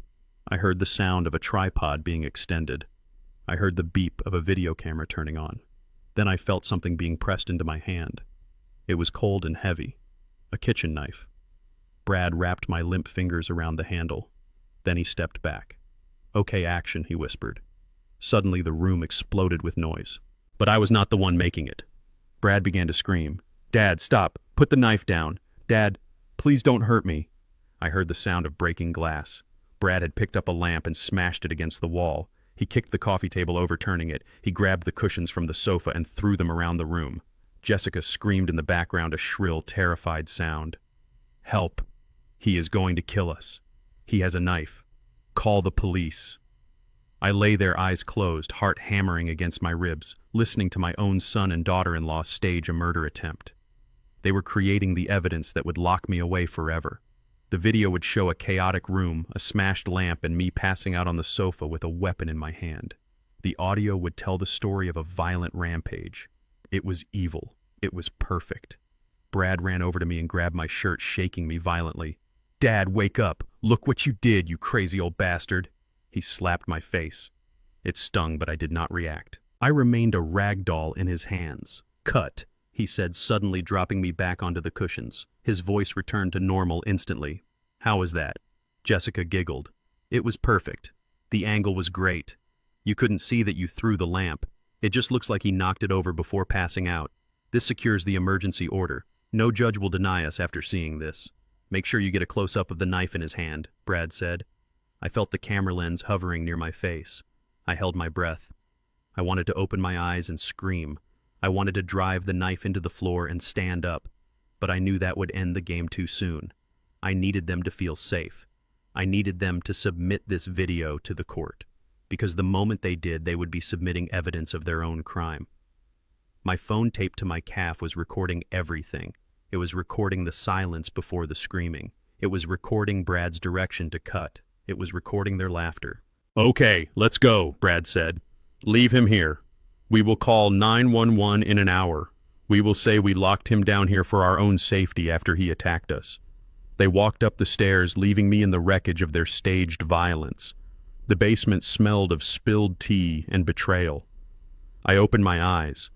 I looked at the knife in my hand. It was a bread knife, dull and serrated. It was the only tool they thought I was worthy of. I sat up slowly. I took the knife and placed it carefully on the table. I looked at the smashed lamp. I looked at the overturned table. They had destroyed my furniture to destroy my life. I reached down and stopped the recording on my phone. I sent the file to Harper. Then I sent a text message. "They are calling 911 in 1 hour. Bring the police now. Tell them you have evidence of a false report in progress." I lay back down on the sofa amidst the chaos. I closed my eyes again. But this time I was smiling. They thought they were the directors of this movie. They did not realize that I had just taken over the editing room, and the final cut was going to be a tragedy for them. The basement air was stale and cold, but the laptop screen Brad placed on the wobbly card table was glowing with the harsh blue light of the 21st century courtroom. This was the new face of justice. There were no wood-paneled walls, no bailiff, and no jury box. Just a grid of pixels on a Zoom call that would decide whether I spent the rest of my life as a free man or a prisoner in my own home. Brad sat next to me. He had changed into a somber navy blue sweater that made him look responsible and burdened. He positioned the camera so it caught the gloom of the basement behind us, a calculated choice to make me look like I was already living in squalor due to my own neglect. I sat with my hands folded in my lap, wearing the same stained shirt they had forced me to wear for 2 days. I let my head hang low, playing the part of the medicated invalid. But under the table, my leg was bouncing with a rhythm that was all adrenaline. The judge appeared on the screen, Judge Holloway. She was a middle-aged woman with glasses perched on the end of her nose and a pile of files behind her that looked like they were about to topple over. She looked tired. She looked like a woman who wanted to get through her docket and go home. That was what Brad was counting on. He was counting on the system being too busy to look closely at one sad old man. "Mr. King," the judge said, looking at Brad, "you have filed an emergency petition for temporary guardianship of your father, Wallace King. You claim he is in immediate danger to himself and others. This is a serious allegation." Brad leaned into the camera. He let out a long, shaky breath. "I know, Your Honor, and it breaks my heart to be here. My father has always been my hero, but since the accident—" He paused, wiping a non-existent tear from his eye. He has changed. He is not the man who raised me. He is paranoid. He is aggressive. Yesterday he attacked me and my wife with a knife. We had to lock him in the basement suite for everyone's safety. We are terrified, Your Honor. We just want to get him the help he needs and protect his assets before he squanders them in his confusion. He played the clip. The video they had staged yesterday filled the screen. There I was lying on the couch with a knife in my hand while Brad screamed in the background. It looked damning. It looked exactly like the aftermath of a violent psychotic break. I watched the judge's face. She frowned. She leaned closer to her screen. The evidence was compelling. "Mr. King," she said, addressing me, "do you have anything to say? Do you understand why you are here?" I looked up slowly. I let my jaw slacken.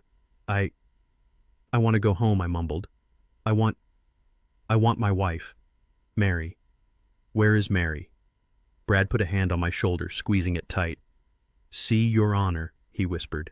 "Mom has been dead for 5 years. He doesn't even know what year it is." The judge sighed. She picked up her pen, ready to sign the order that would strip me of my rights. My heart hammered against my ribs. I was waiting. I was waiting for the signal. Then the judge stopped. She looked at a small box in the corner of her screen. "We have a witness here," she said. "A minor. Zola King." My blood froze. Brad had brought Zola into this. He pulled her into the frame. She was sitting on a chair behind him, out of my sight until now. My granddaughter looked smaller than ever. Her eyes were darting around the room like a trapped bird. She was wearing her Sunday dress, but it looked wrinkled. "Zola," the judge said, her voice softening. "I know this is scary, honey, but your daddy says you saw what happened yesterday. He says you are scared of your grandpa. Is that true?" Brad's hand moved from my shoulder to Zola's. I saw his fingers dig into her collarbone. It was a subtle movement, invisible to the camera, but I felt the threat radiating off him. He was not comforting her. He was reminding her of the script. Zola looked at me. Her eyes were filled with tears. I looked back at her and I tried to send her a message with my eyes. I tried to tell her it was okay. I tried to tell her I forgave her in advance. She looked down at her lap. "Yes," she whispered. Her voice was barely audible. "Grandpa." Grandpa got mad. He had a knife. He screamed at Daddy. The judge leaned in. "Zola, look at me. Are you afraid of him?" Zola hesitated. I saw her chest hitch. She was 12 years old and she was being asked to choose between her father and her grandfather. She was being asked to carry a burden that would crush a grown man. She knew that if she told the truth, her father would go to jail. She knew that if her father went to jail, she might end up in foster care. Brad had terrified her with stories of the system. He had told her that if she didn't help him, they would all be on the street. "Yes," Zola choked out. "I am scared. Please don't let him hurt us. I don't want Daddy to leave." She burst into tears and buried her face in Brad's sleeve. Brad hugged her, looking at the camera with the face of a protective father shielding his child from a monster. "You see, Your Honor," Brad said, his voice trembling with righteous indignation. "He has traumatized her. Please grant the guardianship. Let us end this nightmare." I closed my eyes. A single tear leaked out, but it was not the tear of a senile old man. It was the tear of a grandfather whose heart had just been shattered. He had used her love and her fear to turn her into a perjurer. He had destroyed her innocence to steal my money. That was the moment I stopped viewing him as my son. He was a cancer, and I was the surgeon. The judge nodded solemnly. "Based on the testimony and the video evidence, I am inclined to grant the emergency temporary guardianship. I will set a full hearing for—" "Objection, Your Honor." The voice was sharp, clear, and authoritative. It cut through the basement silence like a whip. A new window popped up on the Zoom screen. It was Alana Vance, my attorney. She was sitting in her office, flanked by shelves of law books, wearing a suit that cost more than Brad's car. Her face was stone cold. "Ms. Vance," the judge said, surprised, "you are appearing for the respondent." "I am, Your Honor," Alana said. "And I am appearing to file an emergency motion to dismiss this petition with prejudice, and to submit evidence of perjury, fraud, and elder abuse." Brad stiffened next to me. "Who is that?" he hissed. Alana did not waste time. "Your Honor, the petitioner. Mr. Brad King claims his father is suffering from advanced dementia and violent psychosis. He claims the video he showed you depicts a spontaneous attack. I am sending you a file right now. It is a video recorded on my client's phone yesterday afternoon." Brad's face went pale. He looked at me. I slowly lifted my head. The slack-jawed expression was gone. I looked him dead in the eye and smiled. It was a wolf's smile. On the screen, a new video started playing. It was the footage from yesterday. But it was not the footage Brad had shot. It was the footage from my phone taped to my leg. The court watched in silence as the video showed me pretending to pass out. Then they heard Brad's voice clear as a bell. Cut. How was that? They heard Jessica's giggle. It was perfect. You couldn't see that you threw the lamp. They heard the plotting. They heard the laughter. They heard the cold calculation of a staged crime scene. The judge's face turned a shade of red I had never seen before. She took off her glasses and put them back on as if she couldn't believe what she was seeing. "But I am not done, Your Honor." Alana continued, her voice relentless. "Mr. King claims his father is confused and medicated. That is partially true. He is medicated because his daughter-in-law has been poisoning his tea with haloperidol, a powerful antipsychotic." Another video played. The video of Jessica pouring the powder into my cup. The video of me pouring it into the plant. And then a photo of the toxicology report from the sample I had sent to Alana's lab earlier that week. And finally Alana said, "Regarding my client's mental state, Mr. Wallace King visited a state-certified neurologist 3 days ago. He scored a 30 out of 30 on the cognitive assessment. He is of sound mind, he is of sound body, and he is currently being held prisoner in his own basement." The silence on the call was deafening. Zola had stopped crying and was looking at the screen with wide eyes. Brad was shaking. He was shaking so hard the laptop on the table was vibrating, Mr. King, the judge said. Her voice was no longer tired. It was terrifying. It was the voice of the law waking up.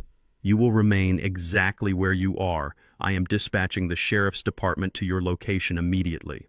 Brad slammed the laptop shut. The screen went black.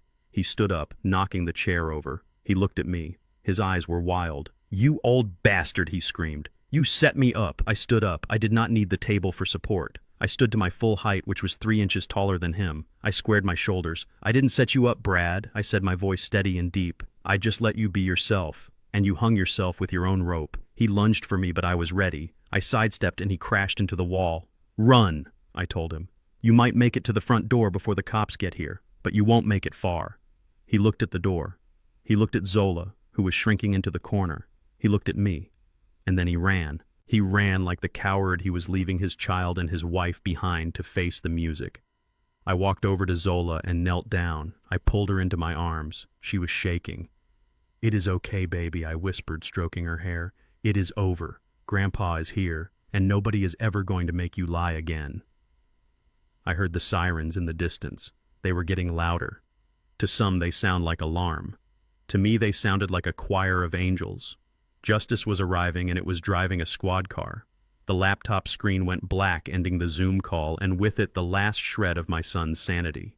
Brad did not just get angry. He disintegrated.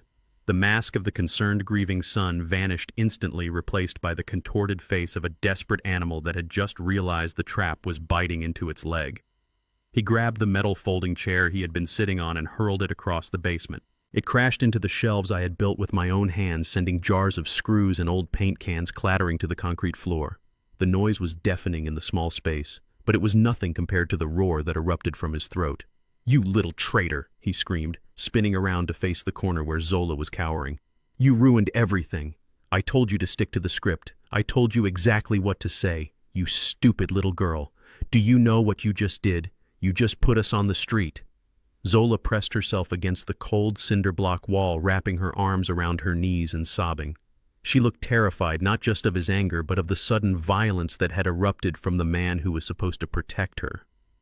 Brad took a step toward her, his hands curled into fists. His eyes were not seeing his daughter. They were seeing a liability. They were seeing the reason he was about to lose the fortune he had already spent in his mind. I stepped between them. I am 68 years old. My knees ache when it rains and my back is stiff in the mornings, but in that moment I felt none of it. I felt only the cold, hard strength of a man defending the innocent. I did not raise my voice. I did not shout. I simply expanded my chest and stood my ground, a silent wall between a predator and his prey. "Don't you take another step," I said. My voice was low, a rumble from deep in my chest. "You are done, Brad. You are done hurting her. You are done hurting me. The show is over. Brad stopped. He looked at me, and for a second, I saw him calculate his odds. He was younger, he was stronger, but he saw something in my eyes that he had never seen before. He saw the warehouse foreman who had broken up fights between men twice his size. He saw the father who had finally decided that discipline was necessary. He sneered and backed away, kicking a cardboard box as he paced the room. "You think you won, old man," he spat. "You think a judge on a screen matters. This is my house, I live here, I have rights, squatters' rights, tenants' rights, you can't just throw me out. I will drag this out for years. I will make your life a living hell. I will rot in this basement before I let you win." He was pacing faster now, talking to himself, working himself up into a frenzy of entitlement. He was convincing himself that he was the victim. He was rewriting reality in real time to justify his greed. He blamed the judge. He blamed the lawyer. He blamed Zola. He blamed everyone but the man in the mirror. Then the sound of heavy boots on the floorboards upstairs stopped him mid-sentence. It was not the tentative step of a visitor. It was the heavy, authoritative thud of the law. The pounding on the basement door shook the frame. "Sheriff's Department," a voice boomed. "Open up!" Brad froze. His face went pale. The bluster drained out of him, leaving behind a shivering coward. He looked at the stairs. He looked at the high window. There was nowhere to go. I walked past him. I took Zola's hand and helped her up from the floor. We walked to the stairs together, leaving Brad standing in the wreckage of his own tantrum. I unlocked the door. Sheriff Miller was standing in my kitchen. He was a big man with a face carved from granite, and he had known me for 20 years. Behind him stood 2 deputies. And behind them, standing by the front door, was Alana Vance, my lawyer, looking sharp and deadly in her black suit. "Mr. King," Sheriff Miller said, nodding to me respectfully, "we received a court order regarding an emergency protection situation, and we have a writ of execution for an eviction." Brad pushed past me, rushing into the kitchen. He tried to puff out his chest, trying to regain some semblance of control. "This is a misunderstanding," Sheriff Brad stammered. "My father is confused. We had a domestic dispute, but it is resolved. You can't be here. This is private property. This is my house." Sheriff Miller did not even blink. He reached into his vest pocket and pulled out a folded piece of paper. He handed it to Brad. "This is not your house, son," the sheriff said, his voice dry and flat. Brad snatched the paper. I watched his eyes scan the document. Confusion clouded his face. "What is this?" he asked. "The Freeman Foundation." "Who is the Freeman Foundation?" "This deed says the owner is the Freeman Foundation." "That is correct," Alana spoke up, stepping forward. Her heels clicked on the linoleum like the ticking of a countdown clock. "This property was placed into a blind trust 10 years ago under the name the Freeman Foundation. You are not the owner, Brad. You aren't even on the lease. In fact, there is no lease. You are a guest who has overstayed his welcome by 3 months and has caused significant damage to the property." Brad looked from the paper to Alana and then to me. His mouth opened and closed like a fish on dry land. But Dad lives here. It is his house. He paid for it." "It is an asset of the foundation," Alana corrected him smoothly. "And the foundation has a very strict policy regarding tenants who assault the chairman of the board." Brad looked around wildly. "What chairman? What are you talking about?" I stepped forward. I released Zola's hand gently and smoothed down the front of my wrinkled shirt. I walked to the center of the kitchen. I did not look like a confused old man anymore. I stood tall. "I am the chairman," I said. The silence in the kitchen was absolute. Brad stared at me as if I had just grown a second head. "You," he whispered. "You are the foundation." "Freeman," I said softly. "Free man." It was the name I chose when I paid off the mortgage. I put the house in a trust so that no matter what happened to me, nobody could take it away. Not the banks, not the government, and certainly not a greedy, ungrateful son. I pointed to the door, the same finger I had used to point him toward his first day of school, the same finger I had used to show him how to hold a baseball bat. Now it was pointing him toward oblivion. "The Freeman Foundation has voted, Brad." I said, "Your tenancy is terminated, effective immediately. You have 5 minutes to gather your personal effects. Anything left behind will be considered abandoned property and donated to charity." Brad began to shake. It wasn't the shaking of rage this time. It was the shaking of total collapse. But where will I go? I have no money. You froze the accounts. That sounds like a tenant problem, not a landlord problem, I said.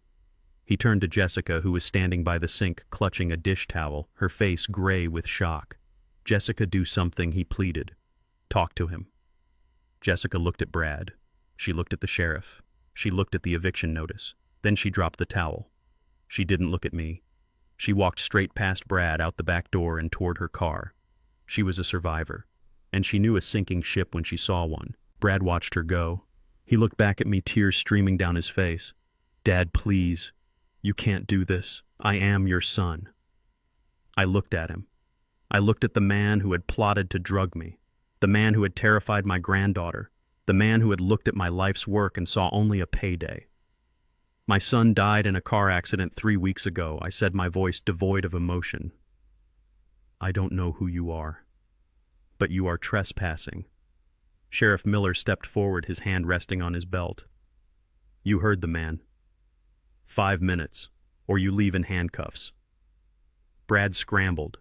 He ran to the living room, grabbing his laptop, his phone, his car keys. He didn't pack clothes. He didn't pack photos. He grabbed the tools of his greed. He ran out the front door, stumbling down the steps, his expensive sweater caught on a rose bush, tearing at the sleeve. I stood in the doorway and watched him get into his car. He fumbled with the keys, the engine roaring to life. He peeled out of the driveway, leaving a black skid mark on the pavement. He didn't look back. I felt a small hand slip into mine. I looked down. Zola was standing there, watching her father drive away. She wasn't crying anymore. She looked up at me. "Is he coming back, Grandpa?" she asked. "No, baby," I said, squeezing her hand. "The bad man is gone." Alana walked up beside me. She handed me a file. "The restraining order is active, Wallace, and the custody petition for Zola is filed. We have the temporary order based on the video evidence of child endangerment in the basement. She stays with you." I took a deep breath. The air smelled of exhaust fumes and autumn leaves, but underneath that it smelled of something else. It smelled of freedom. I looked at the sheriff. "Thank you, Miller." Sheriff Miller tipped his hat. "Anytime, Wallace. Anytime." I turned back to the house. It was messy. There were holes in the walls from Brad's tantrum. The furniture was overturned. The air still smelled of the lies they had told. But as I walked back inside holding my granddaughter's hand, I knew it could be cleaned. Walls can be patched, furniture can be replaced. But dignity once lost is hard to regain. And today I had reclaimed mine in full. I walked to the kitchen and picked up the phone. I dialed the number for the cleaning service. Then I dialed the number for the locksmith. And then I dialed the number for the pizza place Zola liked. Grandpa, Zola asked, pulling out a chair. "Are we rich?" I looked at her. I looked at the empty house that was finally mine again. I looked at the brave little girl who had helped me take down a giant. "Yes, Zola," I said, smiling for the first time in weeks. "We are rich, but not because of the money. We are rich because we know the truth, and the truth has set us free." The eviction was moving faster than a freight train off the tracks. Sheriff Miller was not a man who wasted time, and his deputies were efficiently clearing the path for the removal of the trespassers. Brad was still scrambling near the front door, trying to shove his expensive gaming laptop into a bag that was already overflowing with clothes he had grabbed in a panic. He looked pathetic. He looked like a rat trying to carry a piece of cheese out of a burning building while ignoring the other rats he had trampled to get it. But Jessica was the one who drew my attention. She was moving with a frantic energy that bordered on hysteria. She had bypassed the clothes and the electronics. She was clutching a jewelry box, the one she had filled with pieces she bought using my credit card over the last 3 months. She rushed toward the door, her high heels clicking rapidly on the hardwood floor.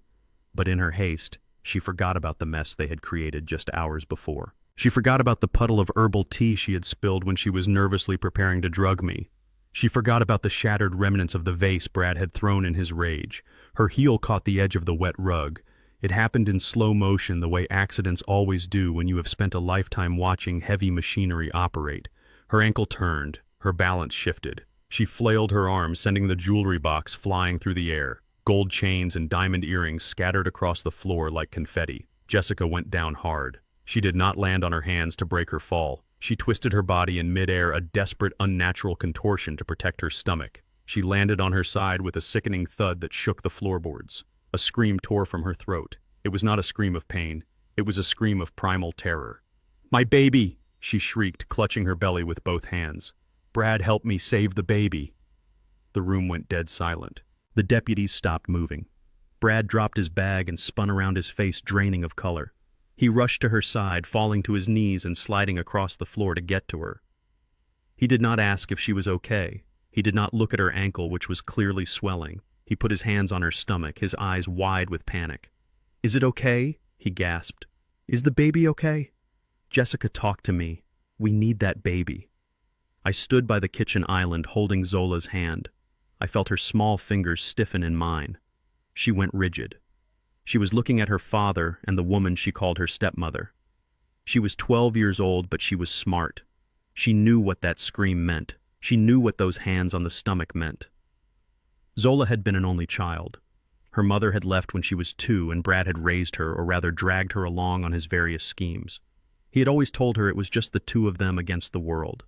He had told her that Jessica was just a friend, just a helper. Even when they moved in together, he had downplayed the relationship, telling Zola that Jessica was there to help take care of Grandpa.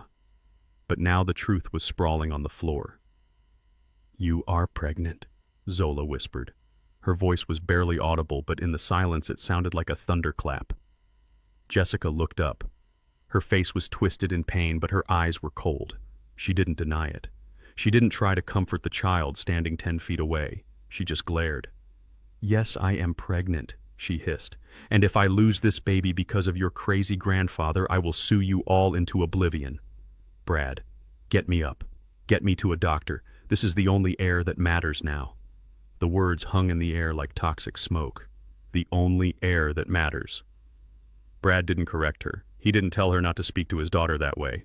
He was too busy fussing over Jessica, helping her stand up, treating her like a precious glass vessel, while Zola stood there looking like she had been slapped. Zola looked at me. Looked. Her eyes were swimming with tears. "Grandpa," she said, her voice breaking, Daddy said he wasn't going to have any more kids. He said he couldn't afford them. He said that is why I couldn't go to dance camp. He said we were broke." I looked at Brad. He was avoiding Zola's gaze, focusing entirely on Jessica. The cowardice was radiating off him in waves. He had lied to his daughter to save money. He had denied her a childhood to fund a new life with a new woman and a new baby. He was replacing her. He was clearing out the old inventory to make room for the new stock. I felt a fire ignite in my chest. It wasn't the rage of a victim anymore. It was the judgment of a patriarch. I reached into my pocket and pulled out my phone. I still had the recordings. I had hours of audio from the hidden devices I had planted days ago. There was one specific conversation I had heard just last night while I was locked in the basement. I had hoped I wouldn't have to use it. I had hoped to spare Zola the final cruelty. But looking at Brad's back, looking at how easily he ignored his firstborn, I knew I had to burn the bridge. I had to burn it so thoroughly that Zola would never be tempted to cross it back to him again. I scrolled through the files. I found the one marked bedroom, 11 p.m. I turned the volume up to maximum. "You want to know the truth, Zola?" I asked, my voice steady and hard. "You want to know what your father really plans for you?" Brad froze. He turned around, his eyes widening in horror. "Dad, don't," he warned. I pressed play. The sound of Brad's voice filled the room, tinny but unmistakable. "We can't keep her, Jessica. Not with a newborn coming. The apartment we are looking at in Florida is adults only. Besides, she is getting too old. She asks too many questions. Once we get the old man's money and put him in the home, we will have enough to pay off the child support arrears. Then I can sign over custody to the state or find some boarding school that takes charity cases. I am tired of her dragging me down. I want a fresh start. Just you, me, and the baby." The recording ended. The silence that followed was heavy enough to crush bones. Zola made a sound I will never forget. It wasn't a cry. It was a gasp, a sharp intake of breath as if she had been punched in the gut. She stepped back, shaking her head violently. "No," she whimpered. "No, Daddy didn't say that. That is not true." Brad stood up. He didn't deny it. He didn't apologize. He looked at me with pure hatred. "You illegal wiretapping old fossil," he shouted. "You had no right to record that. That was private. He admitted it. He didn't even try to lie to her. He was more angry about being caught than he was about breaking his daughter's heart. Zola looked at him. The shock in her eyes was replaced by something else. Fury. The pure, unadulterated fury of a child who realizes her hero is a villain. She let out a scream, a primal roar of betrayal. She lunged. She didn't run to him for a hug. She ran at him with her fists flying. She was small, but she was propelled by a lifetime of disappointment. She slammed into Brad's legs, pummeling his thighs, his stomach anywhere she could reach. "You liar," she screamed, hitting him over and over. "You hate me. You wanted to get rid of me. I hate you. I hate you." Brad stumbled back. He was a grown man being attacked by a 12-year-old girl. Any real father would have grabbed her hands and hugged her. Any real father would have taken the blows and apologized. But Brad was not a father. He was a narcissist who had just lost his fortune, his reputation, and his control. He reacted on instinct, the instinct of a bully. "Get off me, you little brat," he shouted. He raised his hand, and he swung. It wasn't a push, it was a backhand slap. Hard. The sound of his hand connecting with Zola's face echoed through the house louder than the eviction notice, louder than the recording, louder than anything. Zola went flying back. She hit the floor, sliding across the wood until she bumped into the wall. She lay there stunned, holding her cheek, staring at him in disbelief. For a second, Brad looked at his hand as if it belonged to someone else. But that second was all he got. Sheriff Miller moved faster than I had ever seen a man of his size move. He didn't shout a warning. He didn't reach for his taser. He launched himself across the room like a linebacker. He tackled Brad, driving him into the floor with a bone-jarring crunch. Brad's face hit the hardwood. Miller's knee drove into his back. "You are under arrest," Miller growled, his voice trembling with suppressed rage. "Assault on a minor. Assault in the presence of an officer. You have the right to remain silent, and I suggest you use it before I forget I am wearing a badge." The two deputies were on him in an instant. They yanked Brad's arms behind his back. The handcuffs clicked. It was the sweetest sound I had ever heard. Jessica screamed again from the floor, but nobody looked at her. I ran to Zola. I fell to my knees beside her. I pulled her into my arms, burying her face in my chest so she wouldn't have to see her father being dragged away like a criminal. She was shaking violently, sobbing into my shirt. "I got you, baby," I whispered, rocking her back and forth. "I got you. He can never hurt you again." Brad was screaming as they hauled him up. "Dad, tell them it was self-defense. She attacked me. Dad, help me." I looked up. I looked at the son I had raised. The son I had forgiven 1,000 times. The son I had bailed out of debt. The son I had loved. I looked him dead in the eye. "I don't have a son," I said. My voice was ice cold. "My son died a long time ago. You are just a stranger who broke into my house." Sheriff Miller shoved him toward the door. "Get him out of here," Miller barked. They dragged him out, kicking and screaming. Jessica was helped up by a deputy, limping and crying not for her husband, but for herself. She followed them out, leaving a trail of broken jewelry and broken promises behind her. The door slammed shut. The house was quiet. The only sound was Zola's weeping. I held her tight, feeling the weight of the last few weeks lift off my shoulders. It was over. The tumor had been cut out. The wound would leave a scar, yes, but wounds heal. Cancer kills. And today we had chosen life. I looked around the room. It was messy. It was chaotic.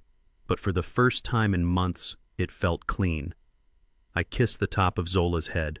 "We are going to be okay," I told her. And this time I knew it wasn't a lie. This time it was a promise I intended to keep with every breath I had left. Dưới đây là nội dung chi tiết cho phần 13 trong trại giam được viết bằng tiếng Anh theo phong cách minh đàn ông đèn tối ưu hóa cho AI Voice đọc diễn cảm không có tiêu đề và ký tự đặc biệt đảm bảo độ dài và kịch tính. The visiting room of the county jail smelled of bleach and desperation, a scent that sticks to the back of your throat and refuses to leave. I sat on a metal stool that was bolted to the floor, staring at my reflection in the thick plexiglass divider. The man looking back at me was not the same man who had entered the hospital weeks ago. That man had been a father blinded by love. This man was a survivor hardened by betrayal. I adjusted the cuffs of my shirt and waited. I was not here to offer comfort. I was here to deliver the final receipt for a transaction that had cost me my heart. The heavy steel door on the other side buzzed and clanked open. A guard led a prisoner into the room. It took me a moment to recognize him. Brad was wearing an orange jumpsuit that was 2 sizes too big for him. His hair, which he usually styled with expensive gel, was greasy and matted against his forehead.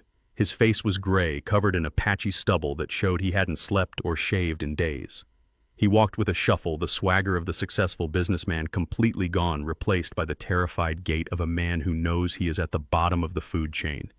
He saw me and his eyes lit up with a pathetic, frantic hope. He rushed to the stool and grabbed the phone receiver. I picked up mine slowly. "Dad," he breathed, his voice cracking. "Oh, thank God. Thank God you came. You have to get me out of here. You have to post bail." "It is a mistake, Dad. A huge mistake. The lawyer says if you drop the charges and post the bond, I can come home today." I looked at him. I looked at the dark circles under his eyes. I looked at the way his hands were shaking. He was not sorry. He was just uncomfortable. He was experiencing consequences for the first time in his life, and he was allergic to them. "I am not dropping the charges, Brad," I said, my voice flat and calm. "And I am not posting bail. The judge set it at $100,000 cash. I have the money. It is sitting in my account right now. But I would rather burn it in the parking lot than use a single penny to buy your freedom." Brad's face crumbled. He tried to lean closer to the glass as if he could force his will through the barrier. "Dad, please listen to me. It wasn't my fault. It was Jessica. She made me do it. She said we needed the money for the baby. She said you were sick. She manipulated me, Dad. I am your son. I am your flesh and blood. You can't leave me in here. These people, they are animals. I am scared, Dad. I am so scared." He started to cry. It was an ugly, sobbing display. He slid off the stool and fell to his knees on the dirty concrete floor. He pressed his forehead against the metal shelf beneath the window. "Dad, please. I will do anything. I will sign whatever you want. Just get me out. I will work for you. I will pay you back every cent. Just don't leave me here." I watched him kneel. I remembered the times I had knelt to tie his shoes. I remembered the times I had knelt to fix his bike. I had spent my life kneeling so he could stand tall, and this was how he repaid me, by kneeling only when he needed something. "Stand up," I commanded. He looked up, tears streaming down his face. "Dad." "Stand up," I repeated, sharper this time. "You look pathetic. You wanted to be a big man. You wanted to run the family. Big men don't kneel when they get caught. They take their punishment." Brad pulled himself up. The hope in his eyes was fading, replaced by a dawning horror. He realized that the ATM was closed. He realized that the old man he thought he could bully was gone. "Why are you doing this?" he whispered. "I am your son." "Because you hurt Zola," I said. "You hit a child, you hit my granddaughter, and you planned to abandon her. I heard the tape, Brad. I heard you say she was a burden. That is not something a father says. That is something a monster says. And monsters belong in cages." Brad wiped his nose on his sleeve. He looked around nervously, then lowered his voice. "Dad, it is not just the jail. It is the people outside. Before all this, I borrowed money. A lot of money. From some bad people. They know I am in here. They know I can't pay. If I stay in here, I can't work. I can't pay them. They will kill me, Dad. You have to help me. It is $50,000. That is all." I leaned forward. The ghost of a smile touched my lips. "I know," I said. Brad blinked. "You know I know about the gambling debts," I said. "I know about the failed crypto investments. I know about the loan shark named Vinny who operates out of the back of the auto body shop on 5th Street. I know he threatened to break your legs last month. That is why you were so desperate to sell my house. You weren't trying to build a future. You were trying to save your own skin." Brad nodded vigorously, hope flickering again. Yes, exactly. "So you understand. You have to pay him. Or get me out so I can pay him. Otherwise, I am dead." I took a deep breath. I reached into my pocket and pulled out a folded piece of paper. I pressed it against the glass. "Do you recognize this?" I asked. Brad squinted. It was a promissory note. His eyes widened as he recognized his own signature. That is my debt note," he stammered. "How did you get that? Did Vinny give it to you?" "I bought it," I said simply. Brad stared at me. "You what?" "I bought your debt," I said. "I went to see Vinny yesterday. I told him I was the chairman of the Freeman Foundation. I told him you were a liability. I offered him 20 cents on the dollar to buy the debt and walk away. He took the cash and gave me the paper. He was happy to get rid of you. Brad's mouth fell open. So I don't owe him any more. I owe you. That is correct, I said, folding the paper and putting it back in my pocket. You owe me $50,000 plus interest. Brad let out a hysterical laugh. He slumped against the glass relief washing over him. Oh, thank God. Thank God. Dad, you scared me. Okay, so I owe you. We can work out a payment plan when I get out. You won't hurt me. You are my dad. I looked at him with pity. You still don't get it, do you? I am not your dad right now, I said, my voice dropping to a whisper that vibrated through the phone line. I am your creditor, and I have reviewed your file. You are a high-risk borrower. You have no assets. You have no job. You have no character. What are you saying? Brad whispered, the fear returning tenfold. I am saying that I am not interested in a payment plan, I said. I am writing off the debt. Brad looked confused. You are forgiving it. No, I said. I am holding it. As long as you are in this jail, I know exactly where my investment is. I know you aren't out there hurting my granddaughter. I know you aren't out there scamming old women. I paid $50,000 to keep you in here, Brad. I didn't pay to get you out. I paid to ensure that when the judge asks for a character reference, I can stand up and say that as your primary creditor, I believe you are a flight risk and should be denied bond permanently. Brad recoiled as if I had slapped him. You bought my debt to keep me in jail. I bought your debt to buy my peace of mind, I corrected him. And it was a bargain. Brad's face turned red. A vein bulged in his neck. Who are you? He screamed. You are not a warehouse worker. Warehouse workers don't have foundation money. They don't buy debts from mobsters. Who are you really? I stood up. I hung the phone up on the hook. I looked at him through the glass. I am the man you underestimated, I said. But since you asked, do you remember the stories about the silent partner who funded the community center? The one nobody ever saw. The one they called the architect. Brad's eyes went wide. The architect was a local legend, a businessman who owned half the real estate in the district but operated through shell companies. Brad had idolized him. Brad had talked about him for years. No, Brad whispered. No, that is impossible. You drive a Ford truck. You wear flannel shirts. I wear what I want, I said. Because I don't need to impress anyone. I built an empire quietly while you were busy being loud and broke. I was going to leave it all to you, Brad. All of it. The buildings, the foundation, the legacy. I was waiting for you to grow up. I was waiting for you to show me 1 ounce of integrity. I leaned in closer, my breath fogging the glass. But you failed the test. You failed it when you tried to steal a house that you were going to inherit anyway. You failed it when you chose greed over family. Brad began to scream. He slammed his fists against the glass. No, you can't do this. Give it to me. It is mine. I am your son. Give me the money. Guards rushed in. They grabbed Brad by the arms. He struggled, kicking and screaming, his face twisted into a mask of pure avarice. I am the heir, he shrieked. I am the heir. Tell him let me go. I will be good. Dad, please. I will be good. I watched them drag him away. I watched the heavy steel door slam shut, silencing his screams. I stood there for a moment in the silence. I felt a deep sadness but no regret. I had lost a son, but I had saved a family. I had saved Zola. And I had saved myself. I turned and walked out of the visiting room. I walked through the security checkpoints. I walked out into the bright afternoon sun. The air tasted sweet. I took out my phone and dialed Alana. It is done, I said. He knows. Set up the trust fund for Zola. And Alana put the house in her name. I am just the caretaker from now on. I got into my truck. I started the engine. I had a dinner date with a 12-year-old girl and a pizza. And for the first time in a long time, I wasn't looking over my shoulder. I was looking ahead. The road was clear. And I was finally driving my own life again. The seasons in Chicago change with a violence that mirrors the city itself.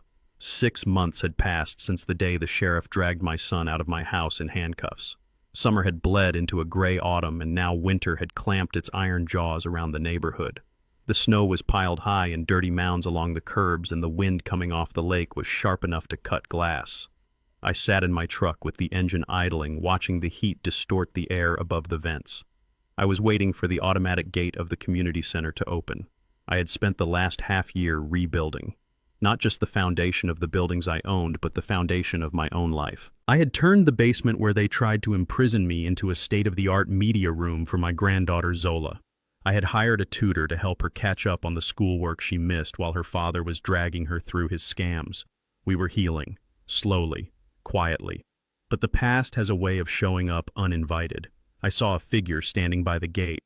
At first I thought it was just a homeless woman seeking shelter from the biting wind. She was wearing a coat that was too thin for the weather and a wool hat pulled low over her ears. She was shivering violently, stamping her boots in the slush to keep the circulation going in her toes.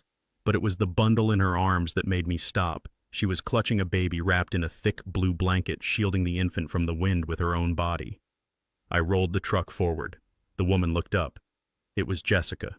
The last time I saw her, she was screaming about her jewelry and her rights. She had been the picture of arrogant entitlement. Now she looked like a ghost. Her face was gaunt, her cheekbones protruding sharply against pale skin. The expensive makeup was gone, replaced by dark circles of exhaustion. She looked 10 years older. She looked broken. I lowered the window halfway. The cold air rushed in, carrying the smell of exhaust and impending snow. "Jessica," I said. My voice was not angry, it was just tired.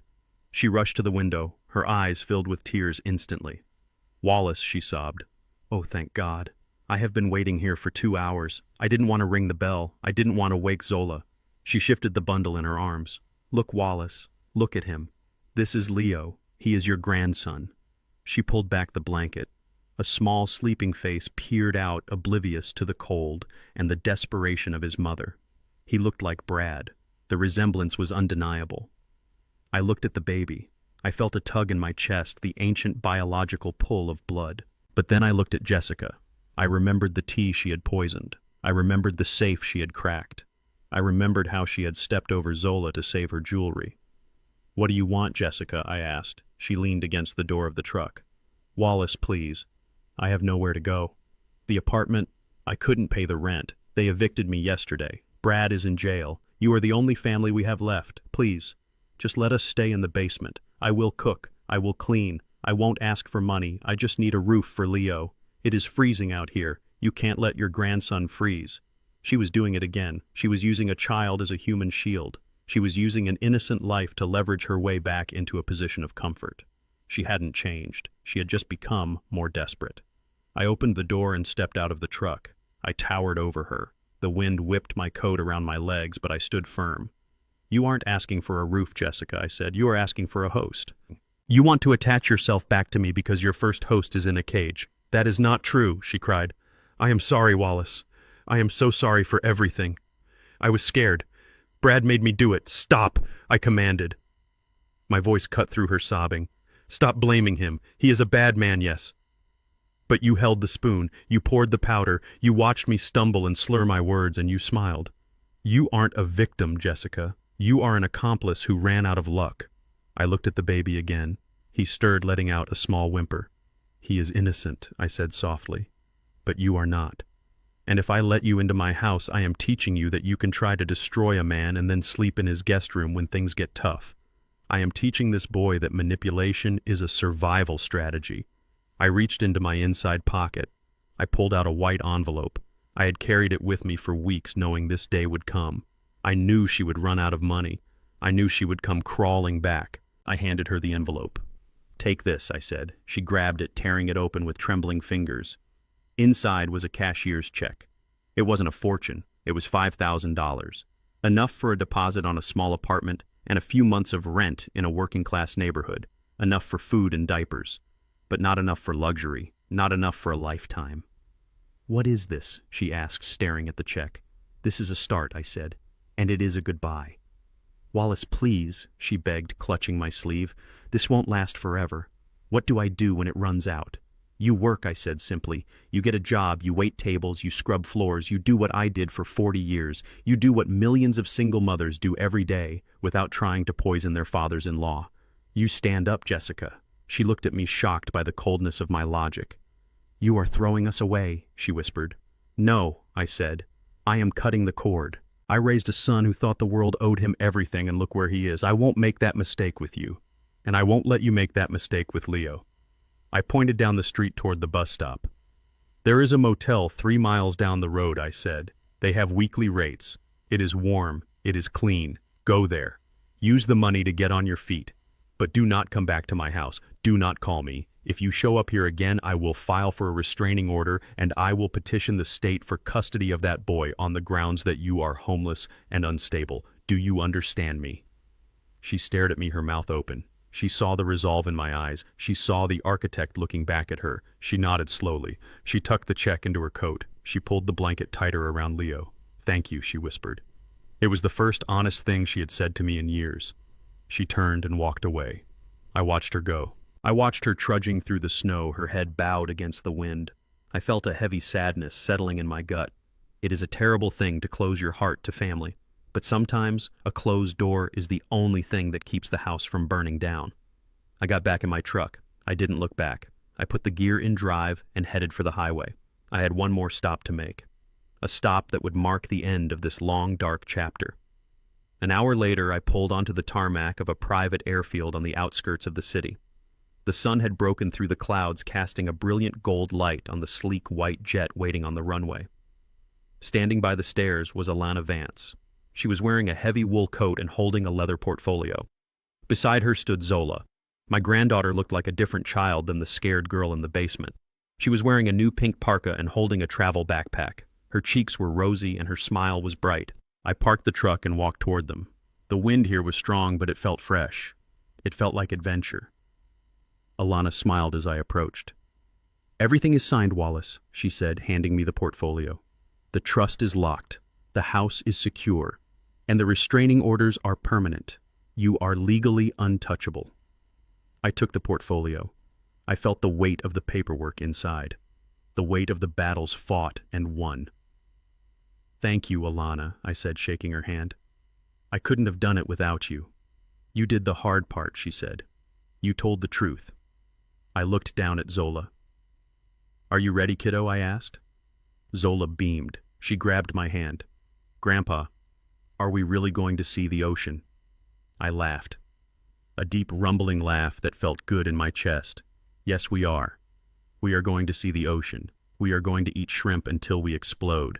And we are going to forget about snow for a month." We walked up the stairs of the jet. I paused at the top and looked back at the city skyline in the distance. Somewhere in that concrete jungle, my son was sitting in a cell facing the consequences of his greed. Somewhere on a snowy street, his wife was learning the hard lesson of survival. I did not wish them harm, but I no longer carried their burden. I had spent my life building walls to protect them, but in the end I had to tear those walls down to save myself. I looked at Zola settling into the leather seat by the window, her nose pressed against the glass in wonder. She was the future. She was the second chance I didn't think I would get. I sat down and buckled my seatbelt. The pilot's voice came over the intercom announcing our departure. The engines roared to life, a powerful hum that vibrated through the floor. As the plane accelerated down the runway, I closed my eyes. I thought about Etta May, who I had moved into a beautiful assisted living facility with a garden view. I thought about the warehouse where I had learned the value of honest work. And I thought about the man I used to be, the man who was afraid to speak up. That man was gone. In his place was someone stronger, someone who knew that love is not about blind loyalty, but about truth. The wheels lifted off the ground. The gravity pushed me back into my seat. We climbed higher and higher, breaking through the gray cloud cover into the blinding blue sky above. I looked out the window at the sea of clouds below. The world looked peaceful from up here. I reached over and took Zola's hand. She squeezed back. "We are flying, Grandpa," she whispered. "Yes, we are, Zola," I said. "We are flying, and we are never looking down again." I leaned back, and for the first time in a long time I closed my eyes and slept without fear. The architect had finished his renovation. The old structure was gone, and the new house was built on rock. I learned that family is not defined by whose blood runs in your veins, but by who is willing to bleed for you. For years I thought loving my son meant fixing his mistakes, but I realized that true love sometimes means letting people face their own consequences. Cutting ties with Brad was the hardest thing I ever did, but it was the only way to save Zola from becoming collateral damage in his war of greed. We cannot choose our relatives, but we can choose our dignity. I chose to live the rest of my life in truth rather than dying in a lie. If you enjoyed this story of justice, please hit the like button and subscribe to the channel. Let me know in the comments below. Would you have given Brad a second chance, or did he get exactly what he deserved? I read every comment. See you in the next story.